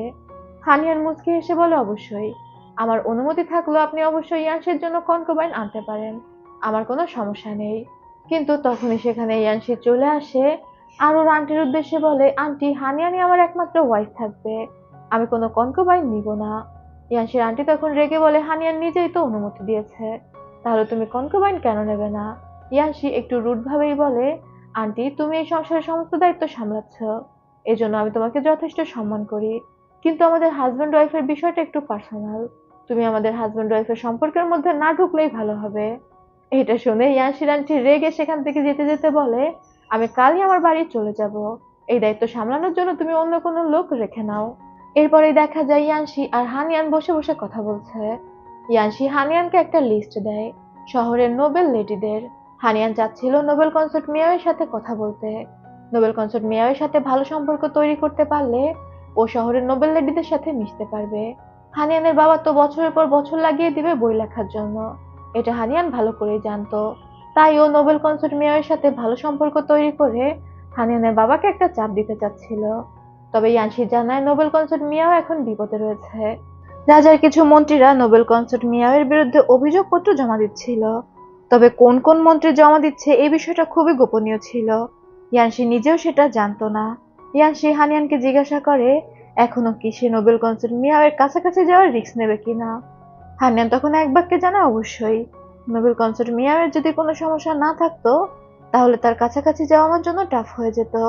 এখন সে বিপদে পড়েছে, আর এই সময়ে যে তাকে সাহায্য করবে নোবেল কনসার্ট মিয়াওয়ের সেই প্রিয় হয়ে যাবে। আমার জন্য এটা একটা সুযোগ, আমি তাকে সাহায্য করব, এতে করে সে নিজে থেকে আমাকে ডাকবে। ইয়ানশি তখন মুচকি হেসে জানায়, আমি জানতাম তুমি এমনটাই বলবে। গাড়ি রেডি আছে। ওরা আসলে বের হতে চাচ্ছিল সেই সব মন্ত্রীদের খোঁজে যারা নোবেল কনসার্ট মিয়াওয়ের বিরুদ্ধে দরখাস্ত জমা দিচ্ছে, যার মধ্যে একজনের নাম ইয়ানশি জানতে পেরেছিল। সে ছিল মিনিস্টার ডেং। ইয়ানশি আর হানিয়ান গাড়ি নিয়ে মিনিস্টার ডেং এর প্যালেসের সামনে চলে যায়। গিয়ে দেখতে পায় রাজা তাদেরকে একটা প্লাকার্ড উপহার দিয়েছে মিনিস্টার ডেং এর পুত্রবধূর ভদ্রতার জন্য। তার ছেলে বহু বছর আগেই বেশ অল্প বয়সে মারা গিয়েছে, কিন্তু ছেলের বউ তার লয়ালিটি দেখিয়ে দিয়েছে। সে এত বছরেও দ্বিতীয় কোথাও চলে যায়নি। মিনিস্টার ডেং এর প্যালেসে সুন্দর মতো রয়েছে এবং তাদের একটা মেয়ে আছে যার নাম ছিল চেন। চেনকে ভালোভাবে মানুষ করেছে, যে কারণে রাজা খুশি হয়ে ওই মহিলাকে ভদ্র টাইটেলে ভূষিত করেছে। আর এটা তো অবশ্যই মিনিস্টার ডেং এর পরিবারের জন্য অনেক আনন্দের বিষয় ছিল, তাই তারা রাতের বেলায় একটা অনুষ্ঠানের আয়োজন করেছে। হানিয়ান সিদ্ধান্ত নেয় রাতের বেলা সেই অনুষ্ঠানে সে আসবে, যদিও তাকে দাওয়াত দেওয়া হয়নি। যেই ভাবে সেই কাজ। হানিয়ান রাতের বেলা চলে আসে মিনিস্টার ডেং এর প্যালেসে। তবে ইয়ানশি তো আর এইভাবে হানিয়ানকে একা একা পাঠিয়ে দিতে পারে না। সে তার কিছু গার্ডদের বলে দেয় হানিয়ানের খেয়াল রাখার জন্য। তারা গোপনে হানিয়ানকে চারপাশ থেকে ফলো করতে থাকবে। হানিয়ান যখন মিনিস্টার ডেং এর প্যালেসে আসে, মিনিস্টার ডেং সেই সময় তার প্লাকার্ড টানাতেই ব্যস্ত ছিল। তবে সে হানিয়ানকে দেখে একদমই খুশি হয় না। ডিরেক্ট হানিয়ানকে জিজ্ঞাসা করে, আমার যতদূর মনে হয় আপনাকে দাওয়াত করা হয়নি, তারপরেও আপনি এসেছেন। হানিয়ান তখন অনেক ভদ্রতার সাথে জানায়, মিনিস্টার ডেং হয়তো তাকে ইনভাইট করতে ভুলে গিয়েছে, কিন্তু মিনিস্টার ডেং এর পুত্রবধূর এত বড় একটা টাইটেল প্রাপ্তি হয়েছে, আর সে শুভেচ্ছা জানাতে আসবে না এমন তো হতেই পারে না। মিনিস্টার ডেং তখন বলে, আচ্ছা, যেহেতু আপনি চলে এসেছেন তাহলে ভিতরে গিয়ে বসুন। হানিয়ান ভিতরে চলে যায়। এদিকে ইয়ানশি চলে এসেছিল ডিপার্টমেন্ট অফ সুপারভিশনে, যেখানে মিনিস্টার আন চাকরি করত। ইয়ানশি সেখানে মিনিস্টার আনের সেই চন্দন কাঠের বক্সটা খোঁজাখুঁজি করে, তবে সে কিছুই পায় না। এদিকে মিনিস্টার ডেং এর প্যালেসে তো অনুষ্ঠান চলছে। হানিয়ান ভিতরে মহিলাদের সাথে বসেছিল। সেখানে মিনিস্টার ডেং এর নাতনি চেন আসে, তবে তার মনটা একটু খারাপ ছিল, আর হানিয়ান বিষয়টা খেয়াল করে। বাইরে থেকে শোনা যাচ্ছিল চেনের সাথে জিয়ান নামে একটা ছেলের বিয়ে ঠিক হয়েছে, যে অন্য একজন মিনিস্টারের নাতি। একটু পরে সেখানে চেনের মা আসে, যার জন্য মূলত সেই অনুষ্ঠান। তবে হানিয়ানের চোখ ছিল মিনিস্টার ডেং এর উপরে। ও খেয়াল করে মিনিস্টার ডেং অনুষ্ঠান ছেড়ে বাইরের দিকে চলে যাচ্ছে। হানিয়ানও তাকে ফলো করতে শুরু করে। তবে জিয়ান নামে ওই ছেলেটা দেখে ফেলে যে হানিয়ান বাইরে যাচ্ছে। ও তখন হানিয়ানের পিছু পিছু যায়। এই ছেলেটা হানিয়ানকে একদমই পছন্দ করতো না। হানিয়ান বিষয়টা বুঝতে পারে এবং পাশে লুকিয়ে যায়। জিয়ান একজন মেইডকে জিজ্ঞাসা করে সে হানিয়ানকে দেখেছে কিনা। তবে মেইড জানায় সে হানিয়ানকে দেখেনি। জিয়ান অন্যদিকে চলে গেলে হানিয়ান বেরিয়ে আসে এবং মিনিস্টার ডেংকে ফলো করতে থাকে। হানিয়ান দেখতে পায় মিনিস্টার ডেং তাদের অ্যানসেস্ট্রাল হলে এসেছে এবং তার ছেলের জন্য প্রার্থনা করছে। হুট করে কেউ একজন হানিয়ানের মুখ চেপে দূরে নিয়ে আসে। আর এটা ছিল ইয়ানশি। ইয়ানশি হানিয়ানকে জিজ্ঞাসা করে সবকিছু ঠিকঠাক আছে। হানিয়ান জানায় এখনো পর্যন্ত সে অস্বাভাবিক কিছু দেখেনি। তখনই ওরা বাগানে একটা ছেলেকে ঘোরাফেরা করতে দেখে। হানিয়ান তখন কনফিডেন্টলি ওই ছেলের সামনে গিয়ে জিজ্ঞাসা করে সে কে। ওই ছেলেটা তখন বলে সে মিনিস্টার ডেং এর সাথে দেখা করতে এসেছে। মিনিস্টার ডেংকে তার কিছু দেয়ার আছে।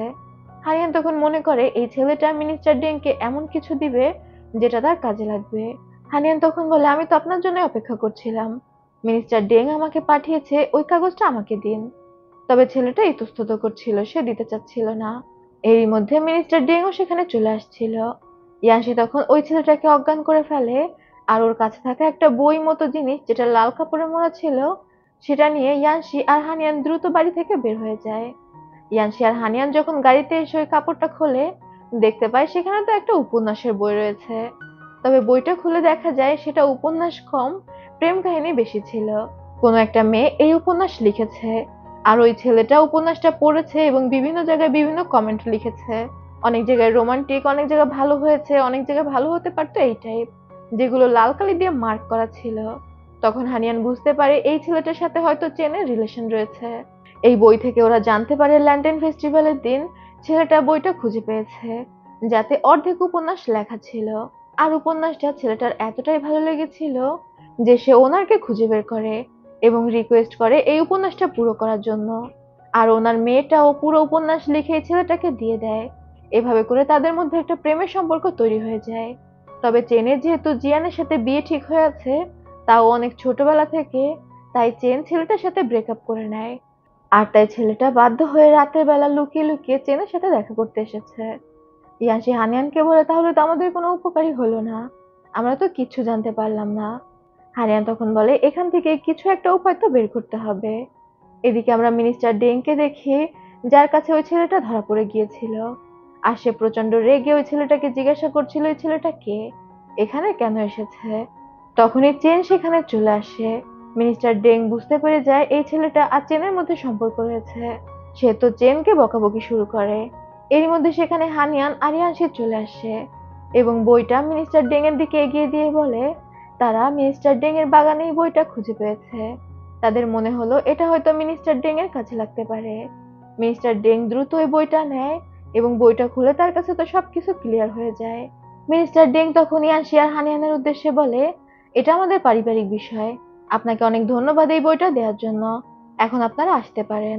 তবে হানিয়ান আর ইয়ানশির উদ্দেশ্য তো অন্যরকম ছিল। ইয়াংশি মিনিস্টার ডেংকে বলে আমি জানি আপনি আপনার পরিবারের রেপুটেশন নিয়ে অনেক বেশি সতর্ক। আমি আর আমার ওয়াইফ এই বিষয়টা কাউকেই বলবো না। তবে আমাদের একটা শর্ত আছে। এখানে ইয়ানশি ডিরেক্ট বলে দেয় সে ওইসব মন্ত্রীদের লিস্ট চায় যারা নোবেল কনসার্ট মেয়রের বিরুদ্ধে অভিযোগপত্র জমা দিচ্ছিল। মিনিস্টার ডেং তখন বলে আমি জানতাম তোমাদের আসল উদ্দেশ্য এটাই। হানিয়ানের দিকে তাকিয়ে বলে তোমার সম্পর্কে আমি অনেক কিছু শুনেছি, তুমি অনেক ধূর্ত। তবে তুমি নোবেল কনসার্ট মেয়রের সাথে মিলে এতদূর পর্যন্ত আসবে এটা ভাবতে পারিনি। এটা বলে সে হানিয়ানকে থাপ্পড়ি দিতে যাচ্ছিল। তবে ইয়ানশি মিনিস্টার ডেং এর হাত ধরে তাকে ধাক্কা মেরে ফেলে দেয়। মিনিস্টার ডেং তখন বলে তোমাদের এসব অন্যায় আবদারের কাছে আমি কখনোই মাথা নত করবো না। আমি চেন আর এই ছেলেটারই বিয়ে দিয়ে দিব। আগামীকাল গিয়ে জিয়ানের সাথে চেনের বিয়ে আমি ভেঙে দিব। এটা শুনে চেন আর এই ছেলে দুজনেই ভয় পেয়ে যায়। চেনের মা দৌড়ে ভিতর থেকে আসে আর কান্নাকাটি করে বলতে থাকে এটা করবেন না, ছোটবেলা থেকেই চেনের সাথে জিয়ানের বিয়ে ঠিক হয়ে আছে। এখন হুট করে চেনের বিয়ে এভাবে ভেঙে দিলে আমাদের রেপুটেশন নষ্ট হয়ে যাবে।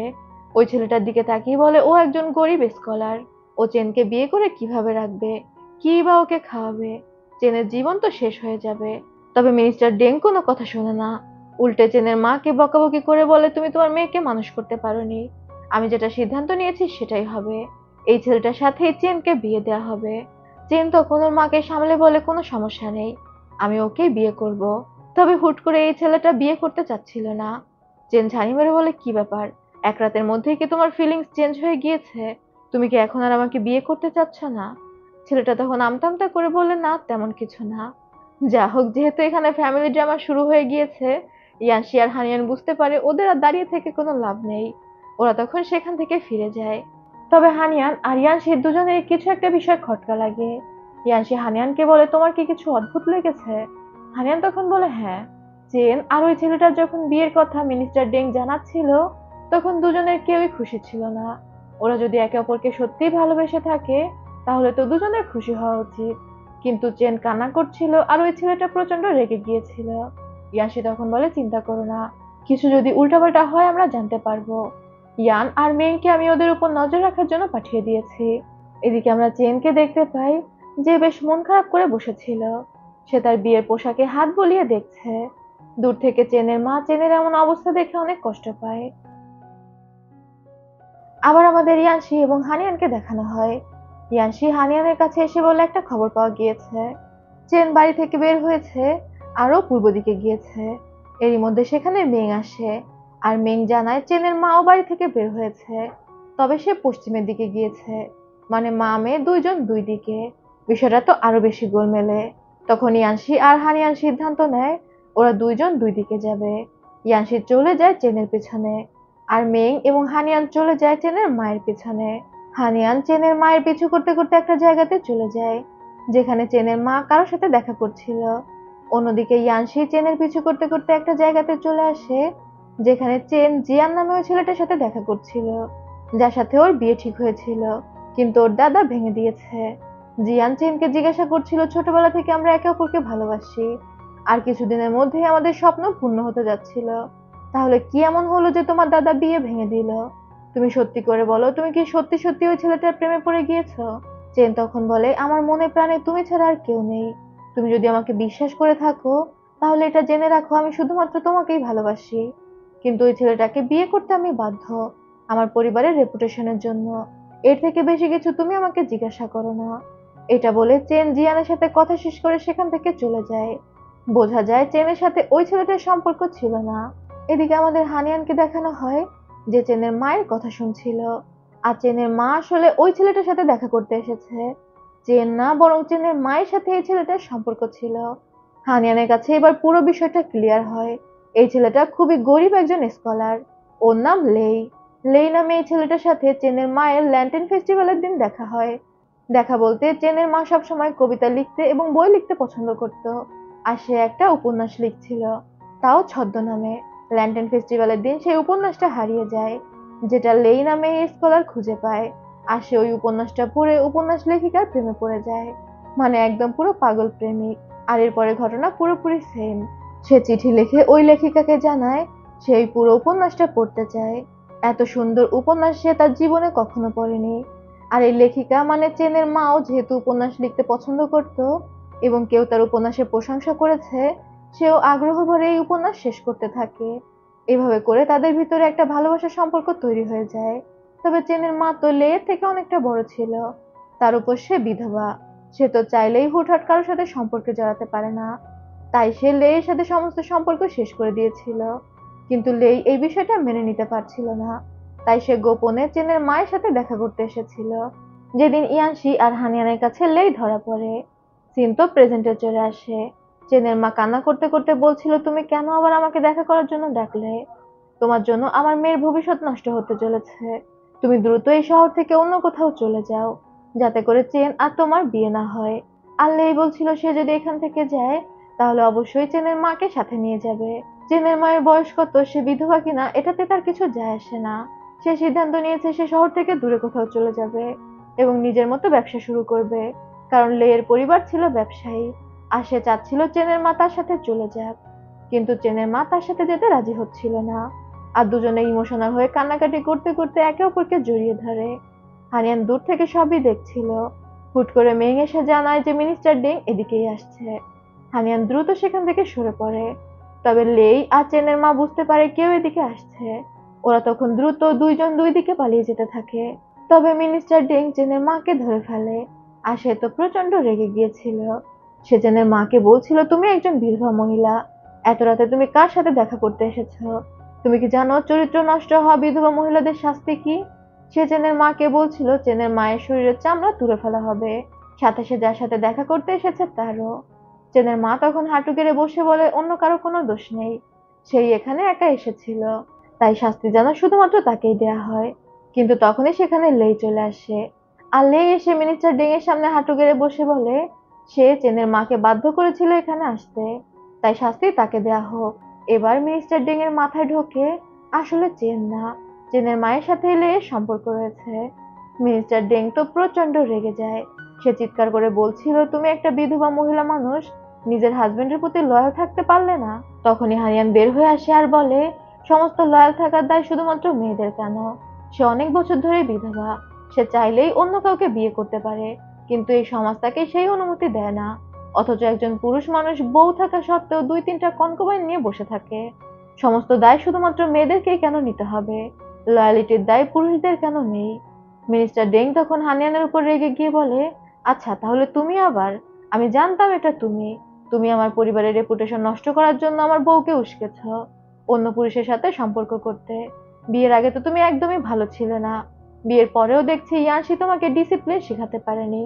তখনই সেখানে ইয়ানশি চলে আসে, আর সে বলে, আমার ওয়াইফকে ডিসিপ্লিন শেখানোর দায়িত্ব আপনার না, আমার ওয়াইফের বিষয়টা আমি বুঝে নিব। ইয়ানশির এই বিষয়টা আমার খুবই ভালো লাগে, ও সবসময় হানিয়ানকে প্রোটেক্ট করার জন্য রেডি। এরই মধ্যে চেনও সেখানে চলে আসে। ও হাঁটু গেড়ে বসে মিনিস্টার ডেং এর কাছে অনুরোধ করতে থাকে ওর মাকে মাফ করে দেওয়ার জন্য। ওর মা তো অনেক বছর লয়ালিটির সাথে তাদের প্যালেসে বন্দি থেকেছে, সেটার কথা চিন্তা করে হলেও ওর মাকে যেন কোনো শাস্তি না দেওয়া হয়। কিন্তু মিনিস্টার ডেং চেনকে থাপ্পড় মেরে ফেলে দেয়। এইবার চেনের মায়ের প্রচন্ড রাগ উঠে যায়, তার ধৈর্যের বাঁধ ভেঙে যায়। সে চেনকে বলে, তুমি আমার মতো স্যাক্রিফাইস করো না, আমার মতো নোবেল লেডি হওয়ার চিন্তায় সারা জীবন নষ্ট করো না, নিজের মতো জীবন বেছে নাও। মিস্টার ডেং তখন রেগে বলে, তুমি তো নিজে ভালো না, এখন মেয়েকে উল্টাপাল্টা শিক্ষা দিচ্ছ। এবার চেনের মা উঠে দাঁড়ায় আর বলে, এবার সত্যি কথা শুনুন, আমি কখনোই আপনার ছেলেকে ভালোবাসিনি। 17 বছর হয়ে গিয়েছে আপনার ছেলে মারা গিয়েছে, এর মধ্যে সিঙ্গেল একটা দিনও আমি তাকে মিস করিনি। তার চেহারাই তো আমার মনে নেই, কারণ আপনার ছেলে আর আমার মধ্যে কোনো ভালোবাসা ছিল না। সে আমার কবিতাকে ছোট করে দেখতো, আমার সাহিত্যের বইগুলো পুড়িয়ে দিত, কারণ আমি জানি, কারণ সে আমাকে হিংসা করত। তার যে প্যারাগ্রাফ পড়ে আপনি প্রশংসা করতেন, সে প্যারাগ্রাফ গুলো সে লিখতো না, সেগুলো লিখতাম আমি। তার মধ্যে কোনো ট্যালেন্টই ছিল না, সে আমার ট্যালেন্ট ধার করে নিজের নাম করেছে। তার মধ্যে শুধু একটাই যোগ্যতা ছিল, সে আপনার পরিবারে জন্মগ্রহণ করেছে, মানে একটা নোবেল ফ্যামিলিতে জন্মগ্রহণ করেছে। এগুলো শুনে মিনিস্টার ডেং বলতে থাকে, তুমি আমার ছেলেকে অপবাদ দিচ্ছ, আমার ছেলে যথেষ্ট ট্যালেন্টেড ছিল। চেনের মা আবারও বলতে শুরু করে, শুধুমাত্র আপনার পরিবারের রেপুটেশনের কথা চিন্তা করে আমি গত 17 বছর কখনো বাড়ি থেকে বের হইনি, নিজেকে আপনার প্যালেসে বন্দি করে রেখেছি, নোবেল লেডির খোলস ধারণ করে রেখেছি, কিন্তু আর না, আমি কেন নিজের মতো জীবন কাটাতে পারবো না? আমার একটা নাম আছে, আমার একটা পরিবার আছে, আমিও একজন মানুষ। কেন আমি সেই মানুষটার সাথে থাকতে পারবো না যে সত্যিকারে আমাকে বোঝে, যে আমার ট্যালেন্টের মূল্য দেয়, যে আমাকে ভালোবাসে? এটা বলতে বলতে চেনের মা লেয়ের কাছে চলে গিয়েছিল। লেই তখন চেনের মায়ের চোখের পানি মুছিয়ে দেয়, যেগুলো দেখে মিনিস্টার ডেং হতভম্ব হয়ে দাঁড়িয়ে থাকে। মিনিস্টার ডেং চিৎকার করে তার গার্ডদের বলে, ম্যাডাম পাগল হয়ে গিয়েছে, তাকে নিয়ে প্যালেসে বন্দি করে রাখো, কালকেই চেন এবং লেয়ের বিয়ে হবে। চেন চিৎকার করে বলছিল, আমি ওকে বিয়ে করব না, আর লেইও বলছিল, আমি তাকে বিয়ে করতে চাই না। তবে কে শোনে কার কথা? মিস্টার ডেং সবাইকে বন্দি করে সেখান থেকে নিয়ে যায়। হানিয়ান আর ইয়ানশি চুপচাপ দেখা ছাড়া কিছুই করতে পারে না, কারণ এটা মিনিস্টার ডেং এর পারিবারিক বিষয়। পরদিন সকালের দৃশ্য দেখানো হয়, চেন বউ সেজে বসেছিল, তবে অবশ্যই তার বেশ মন খারাপ। রিচুয়াল অনুযায়ী মিনিস্টার ডেং চেনকে বিদায় দেওয়ার জন্য নিয়ে আসে, কিন্তু এসে দেখতে পায় বর বেশে সেখানে রয়েছে জিয়ান, যেটা দেখে চেন তো অনেক খুশি হয়ে যায়। তখনই ভিতর থেকে চিৎকার আসে যে প্যালেসে আগুন লেগেছে। মিনিস্টার ডেং দৌড়ে ভিতরে যায়, সে চিৎকার করে বলছিল, রাজার দেয়া প্ল্যাকার্ডটা বের করো, ওইটা সবচেয়ে মূল্যবান জিনিস। আর এটা বলতে বলতে সে যখন ভিতরে আসে, দেখতে পায় রাজার দেয়া আদেশনামাটা হানিয়ানের হাতে রয়েছে। এটা দেখে মিনিস্টার ডেং বলে, তার মানে তুমি আমার প্যালেসে আগুন লাগিয়েছো? ও মিনিস্টার ডেং এর কাছাকাছি আসতে আসতে বলে, আজকের পর থেকে আপনার পুত্রবধূর নামে কেউ থাকবে না, সবাই জানবে সে পুড়ে মারা গিয়েছে। আর গরিব স্কলার লেই তাকে তো কেউ চিনতই না। মিনিস্টার ডেং রেগে বলে, আমার সার্ভেন্টরা সবাই কোথায়? তখন ইয়ানশি সেখানে ঢুকতে ঢুকতে বলে, আমি জুডিশিয়াল রিভিউতে জব করি। আপনার সমস্ত সার্ভেন্টদের সরিয়ে দেয়া আমার কাছে খুবই সাধারণ বিষয়। মিনিস্টার ডেং হাহুতাশ করে বলতে থাকে, আমি কিপ আপ করেছি। তোমরা কেন আমার ফ্যামিলির রেপুটেশনের পিছনে পড়ে আছো? ইয়ানশি তখন বলে, আপনার পুত্রবধূ তার গত হওয়া হাজব্যান্ডকে খুবই মিস করত, তাই সে নিজের গায়ে আগুন লাগিয়ে দিয়েছে এবং তার হাজব্যান্ডের কাছে চলে গিয়েছে। এতে করে আপনার পরিবারের রেপুটেশন কিন্তু বেঁচে যাচ্ছে। হানিয়ানের হাতে তো ছিল রাজার আদেশপত্র। সে ওটা আগুনের উপর ধরে বলে, এবার আপনি সিদ্ধান্ত নিন, সবকিছু চুপচাপ মিটিয়ে ফেলবেন, আপনার পরিবারের মান সম্মান বাঁচাবেন, নাকি এটা নিয়ে সিন ক্রিয়েট করবেন? মিনিস্টার ডেং এর কাছে আর কোনো উপায় থাকে না। ও তো জানতোই নোবেল কনসার্ট মেয়ারের জন্যই ওরা এমনটা করছে। সে তখন বলে দেয় যে অন্য কারো খোঁজ করে লাভ নেই। মিনিস্টার ইয়াও নামে একজন আছে, সেই সব কিছুর মাথা। সেই চাচ্ছিল নোবেল কনসার্ট মেয়ারের মৃত্যুদণ্ড। তার কাছে যে যদি বোঝানো যায় তাহলে সবকিছু বন্ধ হয়ে যাবে। এসব বলে দিলে হানিয়ান ওই আদেশপত্রটা মিনিস্টার ডেং এর কাছে ফিরিয়ে দেয়। মিনিস্টার ডেং সেই আদেশপত্র মাথায় টুকতে টুকতে বলে, আমাদের পূর্বপুরুষরা তোমরা দেখো, আমি আমার পরিবারের মান সম্মান বাঁচিয়ে নিয়েছি। হায় রে মান সম্মান। পরবর্তী সিনে দেখা যায় লেই এবং চেনের মা শহর থেকে দূরে কোথাও চলে যাচ্ছিল। চেন তার মাকে বিদায় দেওয়ার জন্য আসে। সাথে আসে হানিয়ান এবং ইয়ানশি। চেন ওর মাকে জড়িয়ে ধরে, আর ও নিজেও অনেকটা খুশি ছিল যে ওর মা অবশেষে প্যালেস থেকে মুক্তি পেয়েছে। চেনের মা চেনকে বলে চেন যেন খুব ভালোভাবে জীবন কাটায়, তাদের আর কবে দেখা হবে সে তো জানে না। চেন লেইকে বলে দেয় তার মায়ের যেন ভালো মতো খেয়াল রাখে। হানিয়ান সেখানে এগিয়ে এসে তাদেরকে একটা এলাকায় যাওয়ার জন্য সাজেস্ট করে, যেটা ছিল চেনের হাজবেন্ড জিয়ানের দেশের বাড়ি। সেই এলাকায় যদি চেনের মা যায় তাহলে চেন মাঝে মাঝে তার সাথে দেখা করতে পারবে। জিয়ান যখন তার দেশের বাড়িতে যাবে তখন চেনও জিয়ানের সাথে গিয়ে তার মায়ের সাথে দেখা করে নিতে পারবে। চেন আর চেনের মা দুজনেই এই প্রস্তাবে রাজি হয়ে যায়। চেন খুশি হয়ে বলে হানিয়ানের মাথায় সবসময় পারফেক্ট প্ল্যান থাকে, সে জানে কখন কি করতে হবে। যা হোক, চেনের মা বিদায় নিয়ে সেখান থেকে চলে যায়। হানিয়ান যখন চেনের মায়ের দিকে তাকায় ওর নিজের মায়ের কথা মনে পড়ে। ও অনেকটা ইমোশনাল হয়ে যায় যে ওর মাও তো এভাবে খুশি খুশি নতুন জীবনের উদ্দেশ্যে পাড়ি দিতে পারত। এবার হানিয়ান আর ইয়ানশির পরবর্তী গন্তব্য ছিল মিনিস্টার ইয়াওয়ের প্যালেস। মিনিস্টার ইয়াওয়ের সাথে ওরা দেখা করতে যায়। তবে মিনিস্টার ইয়াও প্রথমেই বলে দেয় সে নোবেল কনসার্ট মেয়ারের ব্যাপারে কোনো কথা বলতে চায় না। আসলে সে নোবেল কনসার্ট মেয়ারের উপর অনেকটাই রেগেছিল, কারণ নোবেল কনসার্ট মিয়াও ক্রাউন প্রিন্সকে দত্তক নিয়েছে। রানী মারা যাওয়ার পর নোবেল কনসার্ট মিয়াও যখন ক্রাউন প্রিন্সকে দত্তক নিতে চায় তখন মন্ত্রিসভার সবাই মনে করে হয়তো নোবেল কনসার্ট মিয়াও ক্ষমতা নিজের হাতে নিতে যাচ্ছে। ক্রাউন প্রিন্সকে সিংহাসনে বসিয়ে পেছন থেকে সে রাজ্য পরিচালনা করবে, কারণ রাজাও তখন অনেকটা অসুস্থ। মানে এই সকল মন্ত্রীরা চাচ্ছিল না কোনো মেয়ে মানুষের হাতে ক্ষমতা চলে যাক। এখানে এই মন্ত্রী অনেক আগের এক কনসার্টের কথা উল্লেখ করে, যে রাজনীতিতে প্রভাব বিস্তার করায় পুরো রাজ্যটাই ধ্বংস হয়ে গিয়েছিল।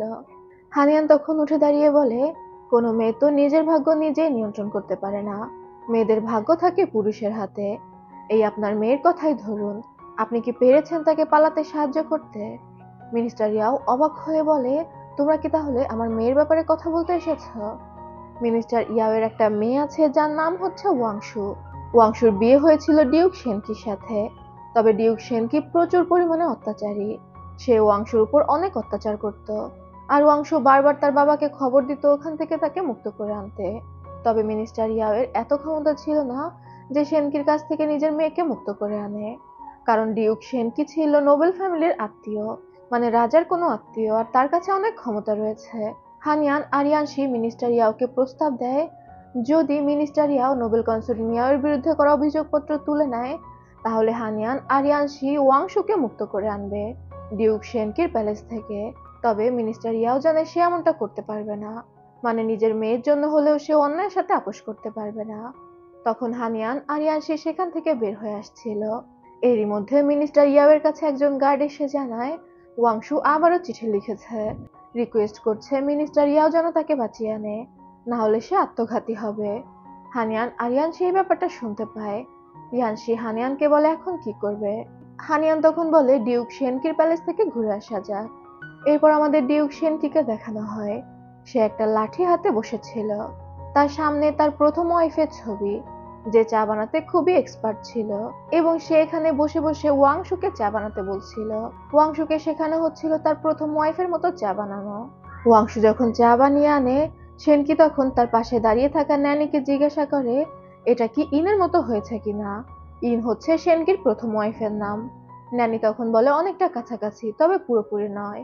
ব্যাস, সেনকির তো রাগ হয়ে যায়। সে ওয়াংশুকে প্রচুর মারধর করতে থাকে। ওয়াংশু তখন রেগে বলে আমি তো আর ইন না, ইন আলাদা একটা মানুষ আর আমি আলাদা একটা মানুষ, কেন আপনি সব সময় আমার মধ্যে ইনকে খুঁজতে থাকেন। সেনকি ওয়াংশুকে মারধর করার পর ন্যানিকে ডেকে বলে তাবিজ দিতে। ন্যানি একটা তাবিজ ভিজিয়ে নিয়ে আসে, আর সেটা জোর করে ওয়াংশুকে খাইয়ে দেয়া হয়। তবে এটা কিসের তাবিজ সেটা বোঝা যায় না। তখনই সেনকির গার্ড এসে জানায় বাইরে কেউ একজন সেনকির সাথে দেখা করতে এসেছে। তবে সেনকি চিৎকার করে বলে সে এখন ব্যস্ত, সে দেখা করতে পারবে না, সে তার বউ পেটাতে ব্যস্ত আর কি। বাইরে দেখা যায় ইয়াংশি আর হানিয়ান দাঁড়িয়েছিল, তবে সেনকি তো দেখা করতে রাজি হয়নি। তাই ওরা ব্যর্থ হয়ে ফিরে আসে এবং বাড়িতে বসে আলোচনা করছিল কিভাবে সেনকির প্যালেসে ঢোকা যায়। সেনকির সাথে দেখা করা মনে হচ্ছে না এতটাও সহজ হবে। তখনই সেখানে লিনজি আসে। লিনজি এসে ওর বাবার কাছে আবদার করে ও আর আগের স্কুলে যাবে না, এখন ও নতুন একটা স্কুলে যেতে চায়, সেখানে সব রয়্যাল মেম্বাররা পড়াশোনা করে। ইয়াংশি তখন হাসি মুখে বলে অবশ্যই। আর এরপর ইয়াংশি এবং হানিয়ান লিনজিকে নিয়ে লিনজির পছন্দের নতুন স্কুলে যায়। সেখানে 2-3 জন ছেলে মিলে আরেকটা ছেলেকে বুলি করছিল। পানির মধ্যে বল ফেলে দিয়ে বাচ্চা ছেলেটিকে বলছিল বল তুলে আনতে। লিনজি তখন সেখানে এসে প্রতিবাদ করে কেন ওই ছেলেটিকে বুলি করা হচ্ছে। তখন যে ছেলেটি বুলি করছিল সে লিনজিকে বলে তোমার যদি এতই সমস্যা হচ্ছে তাহলে তুমি পানিতে নেমে বল নিয়ে এসো। ব্যাস, লিনজির সাথে ওই ছেলের হাতাহাতি লেগে যায়, আর লিনজি ওই ছেলেটিকে ধাক্কা মেরে পানিতে ফেলে দেয়। ছেলেটির সাথে থাকা গার্ডরা দ্রুত তাকে তুলে আনে। ইয়ানশি আর হানিয়ান দৌড়ে লিনজির কাছে আসে। গার্ডরা রেগে বলে লিনজির কত বড় সাহস, সে ডিউক সেনকির ছেলেকে পানিতে ফেলে দিয়েছে, এবার বিষয়টা সেনকি দেখবে। এটা বলে ওরা ওই ছেলেটিকে নিয়ে চলে যায়। লিনজি তখন মুচকি হেসে হানিয়ানকে বলে এবার তোমরা ডিউক সেনকির প্যালেসে প্রবেশ করতে পারবে। মানে লিনজি ইচ্ছা করে এবং সবকিছু জেনে শুনে এই ঘটনা ঘটিয়েছিল, যাতে করে হানিয়ান আর ইয়ানশি ডিউক সেনকির প্যালেসে প্রবেশ করতে পারে। আর এটা বুঝতে পেরে হানিয়ান হাসতে থাকে, ওর মেয়ে ওর মতোই ধূর্ত হচ্ছে। আর এরপর হানিয়ান আর ইয়ানশি কিছু গিফট নিয়ে সেনকির প্যালেসে চলে যায়। সেনকি রেগে ইয়ানশিকে বলে তোমার মেয়েকে কেমন শিক্ষা দিয়েছ, তার সাহস কি করে হয় আমার ছেলেকে ধাক্কা মেরে পানিতে ফেলার। হানিয়ান তখন বলে দুঃখিত, লিনজি তো বাচ্চা মানুষ, ও তো আর বুঝে করেনি। হানিয়ানের কণ্ঠ শুনে সেনকি যখন হানিয়ানের দিকে তাকায়, ও তো হানিয়ানকে দেখেই ক্রাশ খেয়ে যায়, যে বিষয়টা ইয়ানশি আর হানিয়ান দুইজনেই খেয়াল করে। সেনকি খুব বাজেভাবে হানিয়ানকে দেখছিল, আর হানিয়ানকে দেখেই তার কণ্ঠের সুরই পুরো চেঞ্জ হয়ে যায়। হ্যাঁ হ্যাঁ, বাচ্চারা তো এমন একটু দুষ্টুমি করেই, ওরা তো আর বুঝে করে না। হানিয়ান তখন বলে আমি শুনেছি আপনি চায়ের প্রতি অনেক বেশি অবসেসড, তাই আমি উপহার স্বরূপ আপনার জন্য একটা কাপ সেট নিয়ে এসেছি। আপনি চাইলে আমরা একসাথে বসে চা খেতে পারি, আমি শুনেছি আপনার ওয়াইফ খুব ভালো চা বানায়। সেনকি তখন বলে অবশ্যই। সে ওদেরকে বাগানের দিকে নিয়ে যায় এবং মেইডকে পাঠায় ওয়াংশুকে ডেকে আনতে। তবে মেইড এসে জানায় ওয়াংশু দরজাই খোলেনি, সে এখানে আসবে না। হানিয়ান তখন বলে হয়তো আমরা অসময়ে এসে তাকে ডিস্টার্ব করে ফেলেছি, আপনি বসুন, আমিই তাকে ডেকে আনছি। সেনকি তখন হানিয়ানকে যেতে দেয়। হানিয়ান যখন ওয়াংশুকে ডাকতে আসে, ও ওয়াংশুর ঘরের বাইরে দাঁড়িয়ে কিছু পুড়ে যাওয়ার গন্ধ পাচ্ছিল। তখন দ্রুত ভিতরে যায়, গিয়ে দেখতে পায় ওয়াংশু সুইসাইড করার চেষ্টা করছে। সে কয়লার ধোঁয়া জ্বালিয়ে দরজা জানলা বন্ধ করে রেখেছিল, যাতে তার নিঃশ্বাস আটকে যায়। হানিয়ান তখন বলে তুমি কি পাগল হয়েছ, তোমার কিছু হয়ে গেলে তোমার বাবা তো অনেক কষ্ট পাবে, সেটা তো একবার চিন্তা করবে। ওয়াংশু খুশি হয়ে বলে তোমাকে কি আমার বাবা পাঠিয়েছে। হানিয়ান তখন জানায় না, তোমার বাবা সেই সাহস কোথায় তোমাকে মুক্ত করার। ওয়াংশু এটা শুনে হতাশ হয়ে যায়। হানিয়ান ওয়াংশুকে জিজ্ঞাসা করে এখানে কি হচ্ছে, আমাকে সবকিছু খুলে বলো। ওয়াংশু এবার হানিয়ানকে সবকিছু খুলে বলে। সেনকির প্রথম ওয়াইফ ছিল ইন, আর তার সাথে সেনকির অনেক সুখের সংসার ছিল। তবে হঠাৎ করে অজানা রোগে ইন মারা যায়, আর এরপর থেকে সেনকি এক একটা বিয়ে করে এবং সেই মেয়েকে ইনের মতো তৈরি করার চেষ্টা করে, কারণ ইনের প্রতি সে অনেক বেশি অবসেসড। ইন ভালো চা বানাতে পারত, তাই সেনকি তার প্রত্যেকটা ওয়াইফকে দিয়ে চা বানানো শেখায়। ইনের মতো না হলে প্রচুর মারধর করে, এমনকি সেনকি কোনো এক গণকের থেকে 10টা তাবিজ নিয়ে এসেছে। যে তাবিজগুলো ভিজিয়ে ভিজিয়ে ওয়াংশুকে খাওয়ানো হচ্ছিল। এই 10টা তাবিজ যদি ওয়াংশুকে খাইয়ে দেওয়া হয় তাহলে ওয়াংশুর মধ্যে ইনের আত্মা প্রবেশ করবে। বুঝুন সেনকি কত বড় সাইকো ছিল। সবকিছু শোনার পর হানিয়ান বলে, মৃত্যু কোনো কিছু সমাধান না। তুমি যদি নিজেকে শেষ করে দাও তাহলে সেনকি নতুন আর একটা বিয়ে করবে এবং সেই মেয়ের উপর অত্যাচার করবে। তার থেকে ভালো তোমাকে আমি তোমার মুক্তির উপায় বলে দিচ্ছি। এখানে হানিয়ান ওয়াংশুকে কিছু শিখিয়ে দেয়, তবে কি শিখিয়ে দিয়েছে সেটা দেখানো হয় না।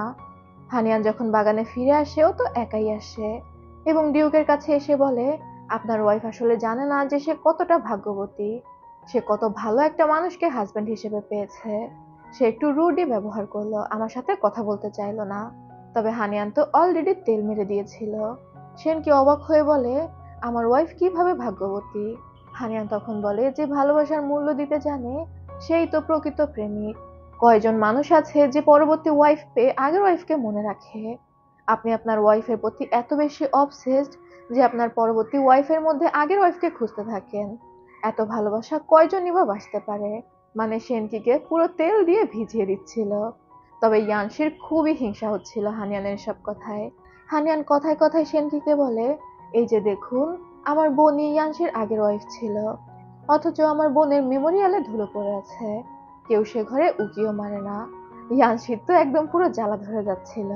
এখানে হানিয়ান সেনকির সাথে 2-4 লাইন কবিতাও আবৃত্তি করে ফেলে, মানে পুরোপুরি সেনকিকে হানিয়ানের উপর মুগ্ধ হতে বাধ্য করে। যা হোক, ইয়ানশি তখন বলে, আমাদের দেরি হচ্ছে, চলো ফিরে যাই। আর ওরা বের হয়ে আসে।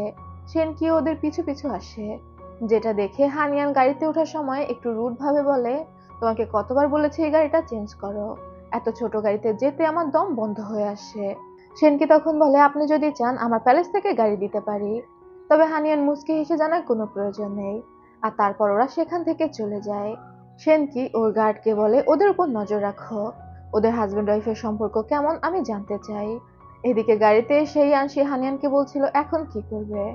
হানিয়ান তখন বলে, কি করব সেটা আমি ওয়াংশুকে শিখিয়ে দিয়ে এসেছি। এরপরেই দেখা যায় সেনকির কাছে খোঁজ আসে ওয়াংশু আবারও নিজের হাতে শিরা কেটে ফেলেছে। সেনকি তখন কান্না করতে করতে দৌড়ে যায় ওয়াংশুর কাছে। তবে সে কান্না করছিল অন্য কারণে। 9টা তাবিজ ওয়াংশুকে খাইয়ে দেওয়া হয়ে গিয়েছিল, আর লাস্ট তাবিজটা খাওয়ালে ওয়াংশুর মধ্যে ইনের আত্মা প্রবেশ করবে। সে কান্না করতে করতে চিৎকার করে বলছিল, তাবিজ নিয়ে এসো। তখন তাবিজ ভিজিয়ে পানি নিয়ে আসা হয়, আর সেনকি সেটা ওয়াংশুকে খাইয়ে দেয়। পরদিন সকালে ওয়াংশুর ট্রিটমেন্ট করা হয় এবং ওর জ্ঞান ফেরে। আর জ্ঞান ফিরতেই ও সেনকিকে খুঁজতে থাকে। সেনকিকে হানি বলে ডাকছিল। ওয়াংশু দৌড়ে সেনকির কাছে আসে। সে সেনকির ফেস ধরে বলছিল, হানি তুমি কোথায় ছিলে? সেনকি তো ওয়াংশুর ব্যবহারে অবাক হয়ে যায়। সে জিজ্ঞাসা করে, তুমি কে? ওয়াংশু তখন বলে, আমি ইন, তুমি আমাকে চিনতে পারছো না? আমি কি অনেক বেশি দিন ধরে অসুস্থ ছিলাম? আমার চেহারা নষ্ট হয়ে গিয়েছে? মানে সেনকির আগের ওয়াইফের নাম তো ছিল ইন, আর সেনকি চেষ্টা করছিল তার আত্মাকে আনার। এবার ওয়াংশু ইচ্ছা করে সেনকির ওয়াইফের আত্মা হিসেবে অভিনয় করছিল। এটাই হানিয়ান তাকে শিখিয়ে দিয়ে গিয়েছে।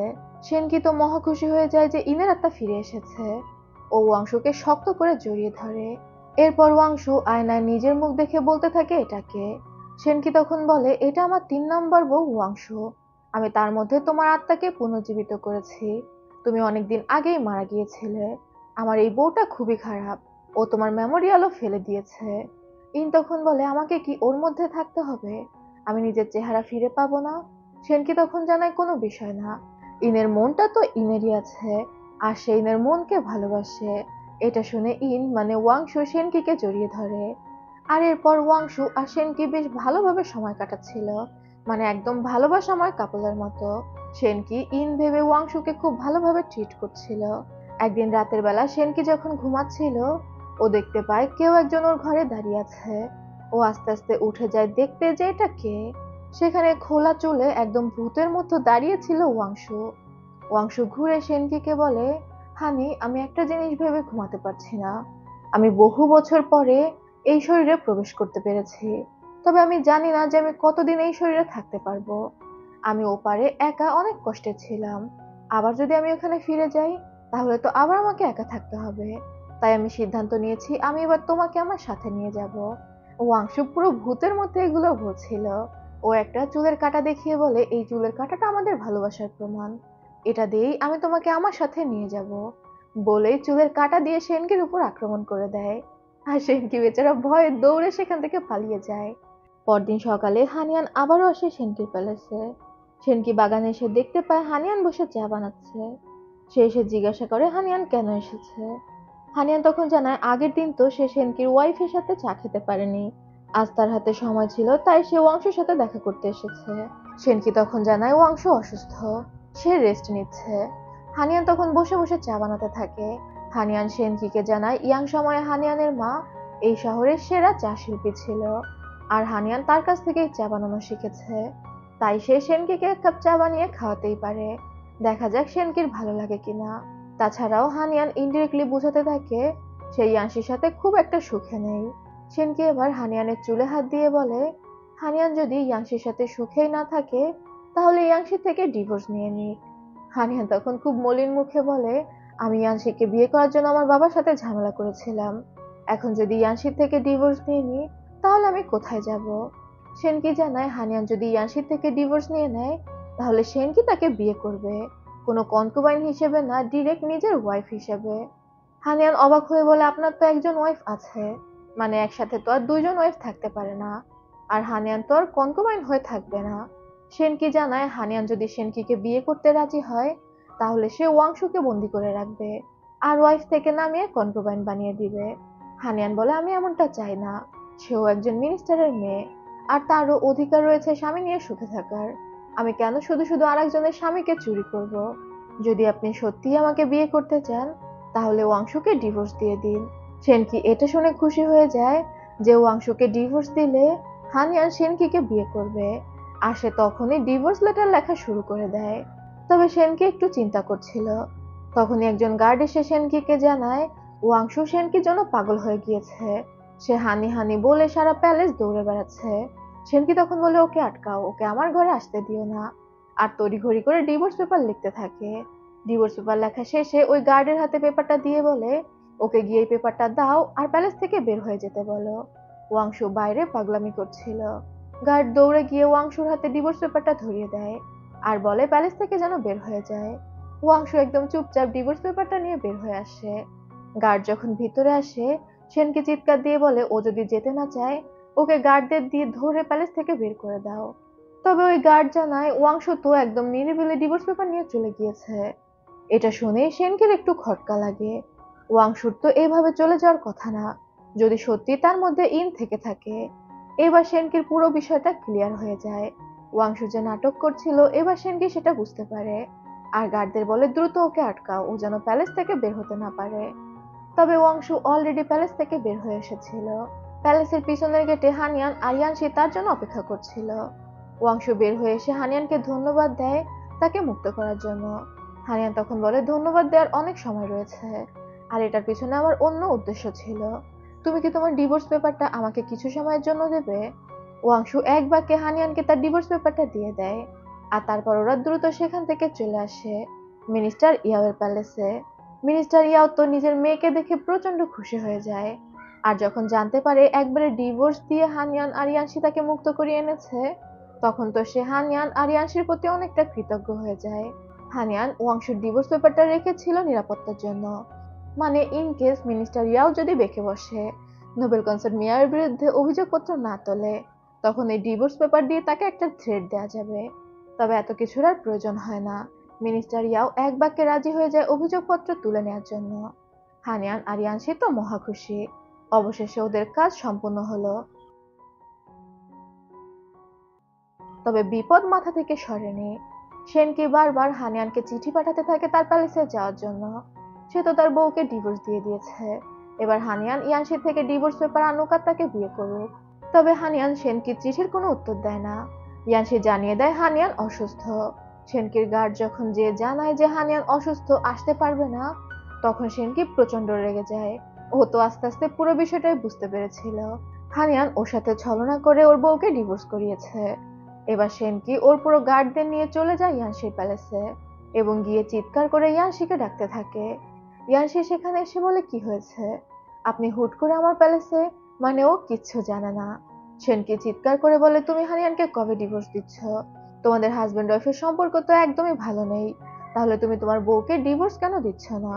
ইয়ানশি তখন বলে হাজবেন্ড ওয়াইফের মধ্যে টুকিটাকি ঝগড়া হতেই পারে, আর সেগুলো মিটমাটো হয়ে যায়। একটু ঝগড়া হলে যে বউকে ডিভোর্স দিয়ে দিতে হবে এমনটা কোথায় বলা আছে?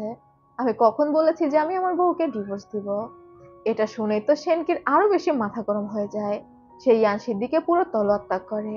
সেই ইয়ানশির দিকে তলোয়ার তাক করে বলে, তুমি হানিয়ানকে এখনই ডিভোর্স দেবে, না হলে আমি তোমাকে মেরে ফেলবো। তখনই হানিয়ান বের হয়ে আসে আর বলে, ডিউক সেনকি, প্রকাশ্য দেবালোকে আপনি এটা কি করছেন? আপনার কাছে রাজার সাপোর্ট রয়েছে, তাই বলে আপনি একটা কাপলকে এভাবে জোর করতে পারেন না ডিভোর্স নেওয়ার জন্য। আমাদের হাজবেন্ড ওয়াইফের মধ্যে যথেষ্ট ভালোবাসার সম্পর্ক রয়েছে, আমরা কেন ডিভোর্স নিব? এটা শুনে সেনকি হানিয়ানের দিকে তলোয়ার করতে যায়। তবে ইয়ানশি তো এবার সহ্য করবে না। সে সেনকির কাছ থেকে ওই তলোয়ারটা কেড়ে নেয় এবং সেনকির দিকেই তাক করে। আর তারপর বলে, এখান থেকে ভালোভাবে চলে যান, আর ভবিষ্যতে কখনো আমার ওয়াইফকে ডিস্টার্ব করবেন না, না হলে তলোয়ার আমিও চালাতে পারি। সেনকি এবার তার সমস্ত গার্ডদের ডাক দেয়, যারা হানিয়ান আর ইয়ানশিকে ঘিরে ফেলে। সেনকি রেগে বলে, ওদের দুজনকেই মেরে ফেলো। ইয়ানশিও প্রস্তুতি নিয়ে নেয় মারামারির। কিন্তু তখনই রাজার ইউনুস আসে। হানিয়ানের জন্য একটা আদেশপত্র ছিল। নোবেল কনসার্ট মিয়াও হানিয়ানকে প্যালেসে ডেকে পাঠিয়েছে তার সাথে দেখা করার জন্য। আর এই বিষয়টা জানতে পেরে হানিয়ান ইমোশনাল হয়ে কান্না করে ফেলে, কারণ এই দিনটার জন্যই তো হানিয়ান এত কিছু করেছে। এরপর হানিয়ান সুন্দরভাবে তৈরি হয়ে নেয় নোবেল কনসার্ট মিয়ার সাথে দেখা করতে যাওয়ার জন্য। তবে সে সেই সিম্পল চুলের কাটাটাই পরে, যেটা চাইজিং তাকে দিয়েছিল। ইয়ানশি আসে হানিয়ানকে প্যালেসে দেওয়ার জন্য। যাওয়ার সময় ইয়ানশি খেয়াল করে হানিয়ান চাইজিং এর দেওয়া চুলের কাটা পরে আছে। সে জিজ্ঞাসা করে, তুমি এত সুন্দর করে সেজেছ, তাও এই সিম্পল চুলের কাটা কেন? হানিয়ান তখন বলে, এটা পরলে আমার নিজেকে অনেক স্ট্রং মনে হয়। আর তারপর ইয়ানশির দিকে তাকিয়ে বলে, প্রার্থনা করো যেন আজ আমি সফল হতে পারি। এটা বলেই ও প্যালেসের ভিতর ঢুকে যায়। ইয়ানশি বাইরে হানিয়ানের জন্য অপেক্ষা করতে থাকে। নোবেল কনসার্ট মিয়াও যখন জানতে পারে যে হানিয়ান এসেছে, সে তার প্যালেসের সমস্ত গার্ড এবং মেইডদের বাইরে পাঠিয়ে দেয় হানিয়ানের সাথে একান্তে কথা বলার জন্য। হানিয়ান ভিতরে এসে আগে নোবেল কনসার্ট মিয়াওকে গ্রেটিং করে। নোবেল কনসার্ট মিয়াও হানিয়ানকে একটা বক্স দেখিয়ে বলে, জানো এই বক্সের মধ্যে কি আছে? এটার মধ্যে একটা সাদা সিল্ক। আসলে যখন কোনো কনসার্টদের মৃত্যুদণ্ড দেওয়া হয়, তখন তাদেরকে একটা সাদা সিল্ক দেওয়া হয়, যাতে তারা নিজেরাই গলায় দড়ি দিয়ে আত্মহত্যা করতে পারে। মানে তাদেরকে কোনো জল্লাদ দিয়ে ফাঁসি দেওয়া হয় না। নোবেল কনসার্ট মিয়াও আগে থেকেই জানতো সে সার্ভাইভ করতে পারবে না, তাই সে অলরেডি নিজের মৃত্যুর প্রস্তুতি নিয়ে নিয়েছিল। হানিয়ান কি উদ্দেশ্যে তাকে সাহায্য করেছে এটা জিজ্ঞাসা করে। হানিয়ান তখন বলে, আপনি আমার মায়ের অনেক পুরনো বান্ধবী, আমি এমনি আপনাকে সাহায্য করেছি। তবে নোবেল কনসার্ট মিয়াও বুঝতে পারে যে হানিয়ানের অন্য উদ্দেশ্য রয়েছে। সে হানিয়ানকে বলে, সত্যি করে বলো তুমি কি উদ্দেশ্যে এটা করেছো? হানিয়ান এবার ভনিতা না করে ডিরেক্ট বলে দেয়, সে নোবেল কনসার্ট মিয়াওয়ের মাধ্যমে রাজার থেকে একটা আদেশপত্র চাচ্ছিল। সিয়াং লাইব্রেরির বই কম্পোজ করার দায়িত্ব পেয়েছে, কিন্তু সে ইচ্ছা করেই সেই কাজটা অনেক দেরি করে করছে। হানিয়ান চাচ্ছিল রাজা সিয়াং এর জন্য আদেশপত্র পাঠাক, 10 দিনের মধ্যে তাকে কাজ কমপ্লিট করতে হবে। নোবেল কনসার্ট মিয়াও বলে, এমনিতেই মন্ত্রীরা মনে করছে আমি পেছন থেকে রাজনীতি নিয়ন্ত্রণ করার চেষ্টা করছি, এখন তুমি আমাকে সেই কাজটাই করতে বলছো, আমি তোমার জন্য এই রিস্ক কেন নিব?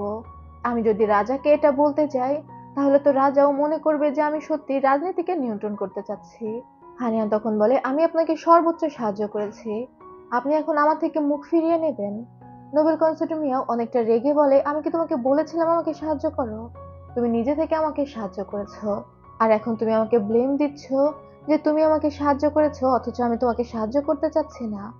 হানিয়ান এবার বলে, আপনি যদি আমাকে সাহায্য করতে রাজি না হন, তাহলে আমার জন্য আর একটাই পথ খোলা আছে। এটা বলেই হানিয়ান নিজের চুলের কাঁটা খুলে ডিরেক্ট নোবেল কনসার্ট মিয়াওয়ের গলায় ধরে। বুঝুন কত বড় সাহস। এদিকে ইয়ানশি বাইরে অপেক্ষা করছিল, আর অপেক্ষা করতে করতে ওর হানিয়ানের পেছনের কিছু কথা মনে পড়ে যায় এবং হানিয়ানের চুলের কাঁটা। ইয়ানশি বুঝতে পারে হানিয়ান উল্টাপাল্টা কিছু করতে চলেছে। ও দ্রুত প্যালেসের ভিতরে যেতে চায়, তবে গার্ডরা ওকে ঢুকতে দেয় না। ভিতরে হানিয়ান নোবেল কনসার্ট মিয়াওয়ের গলায় কাঁটা ধরে বসেছিল।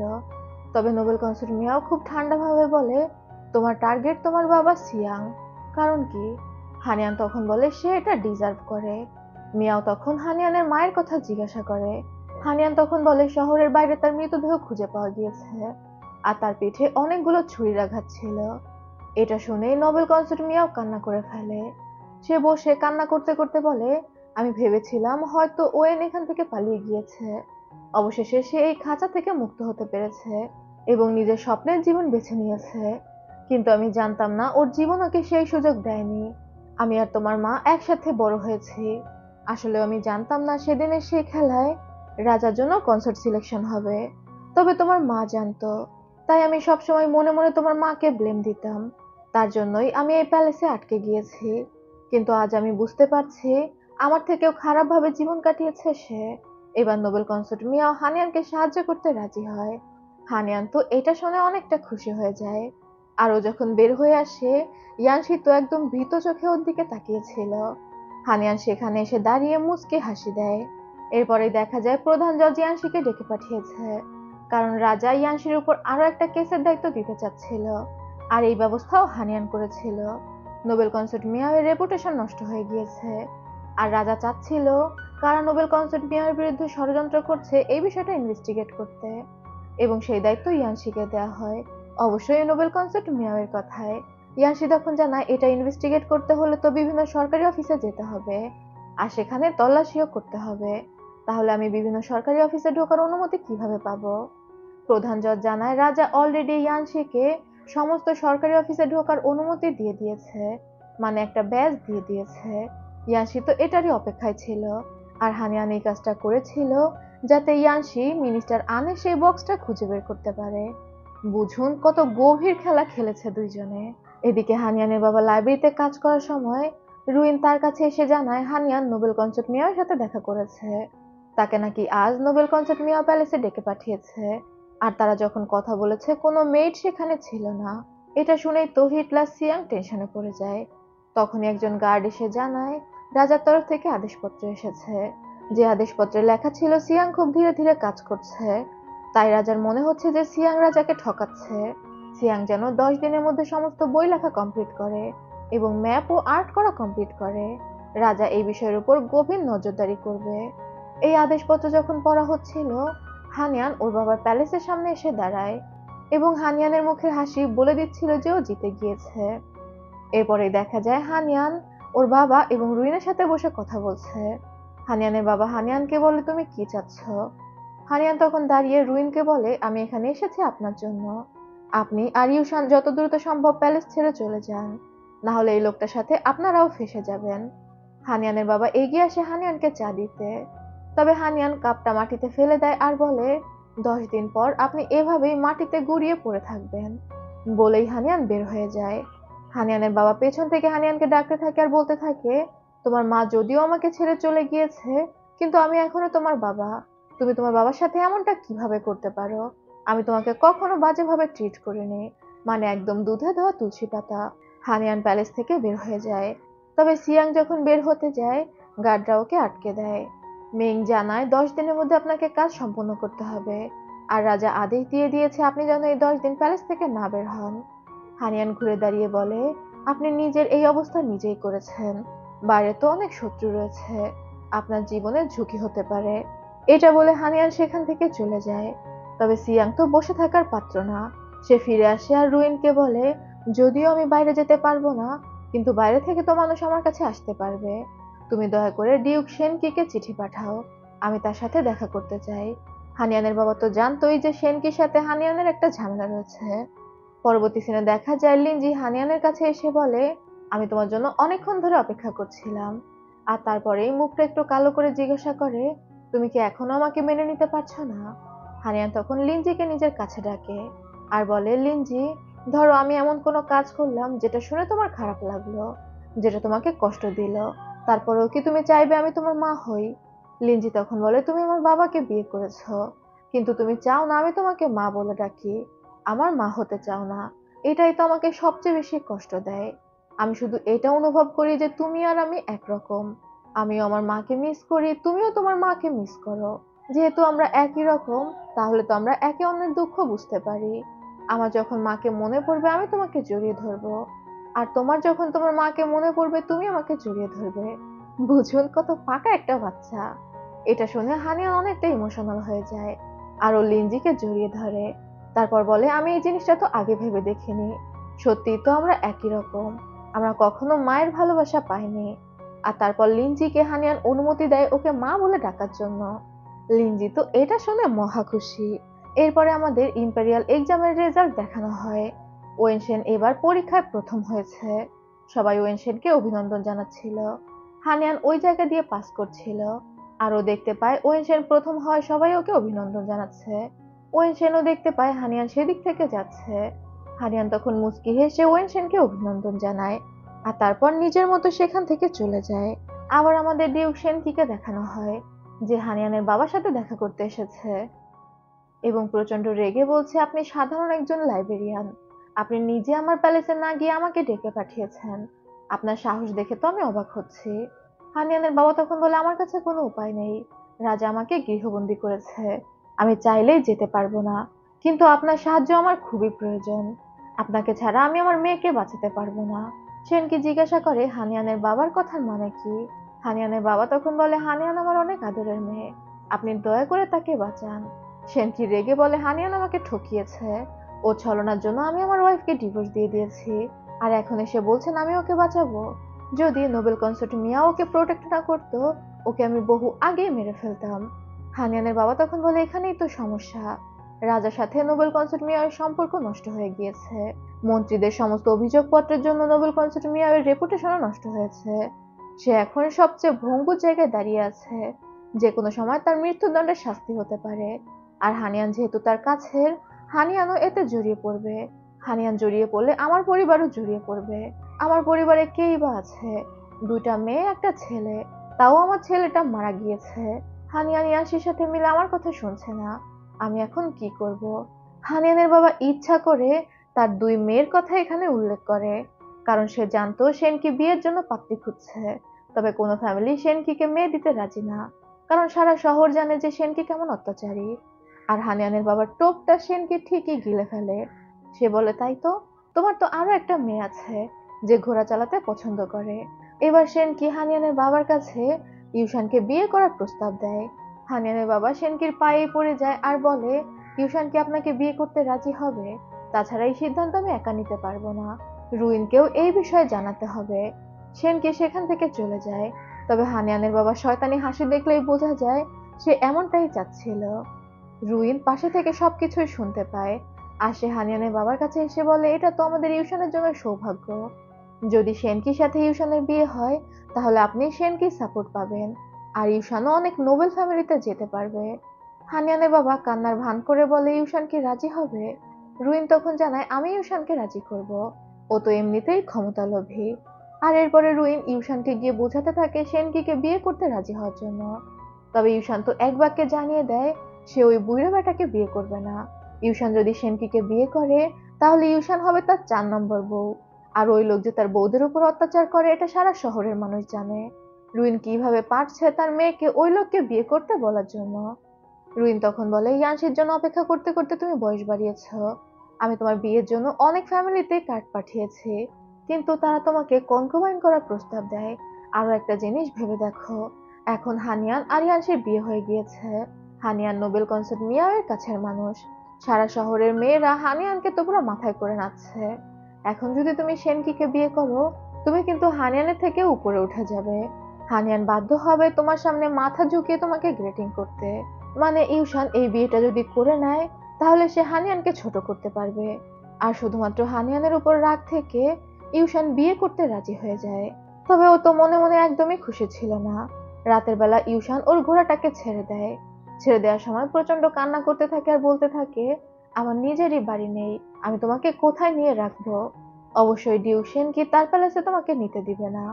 ইউশানের ঘোড়াটা সেখান থেকে চলে যায় আর ইউশান প্রচন্ড কান্না করতে থাকে।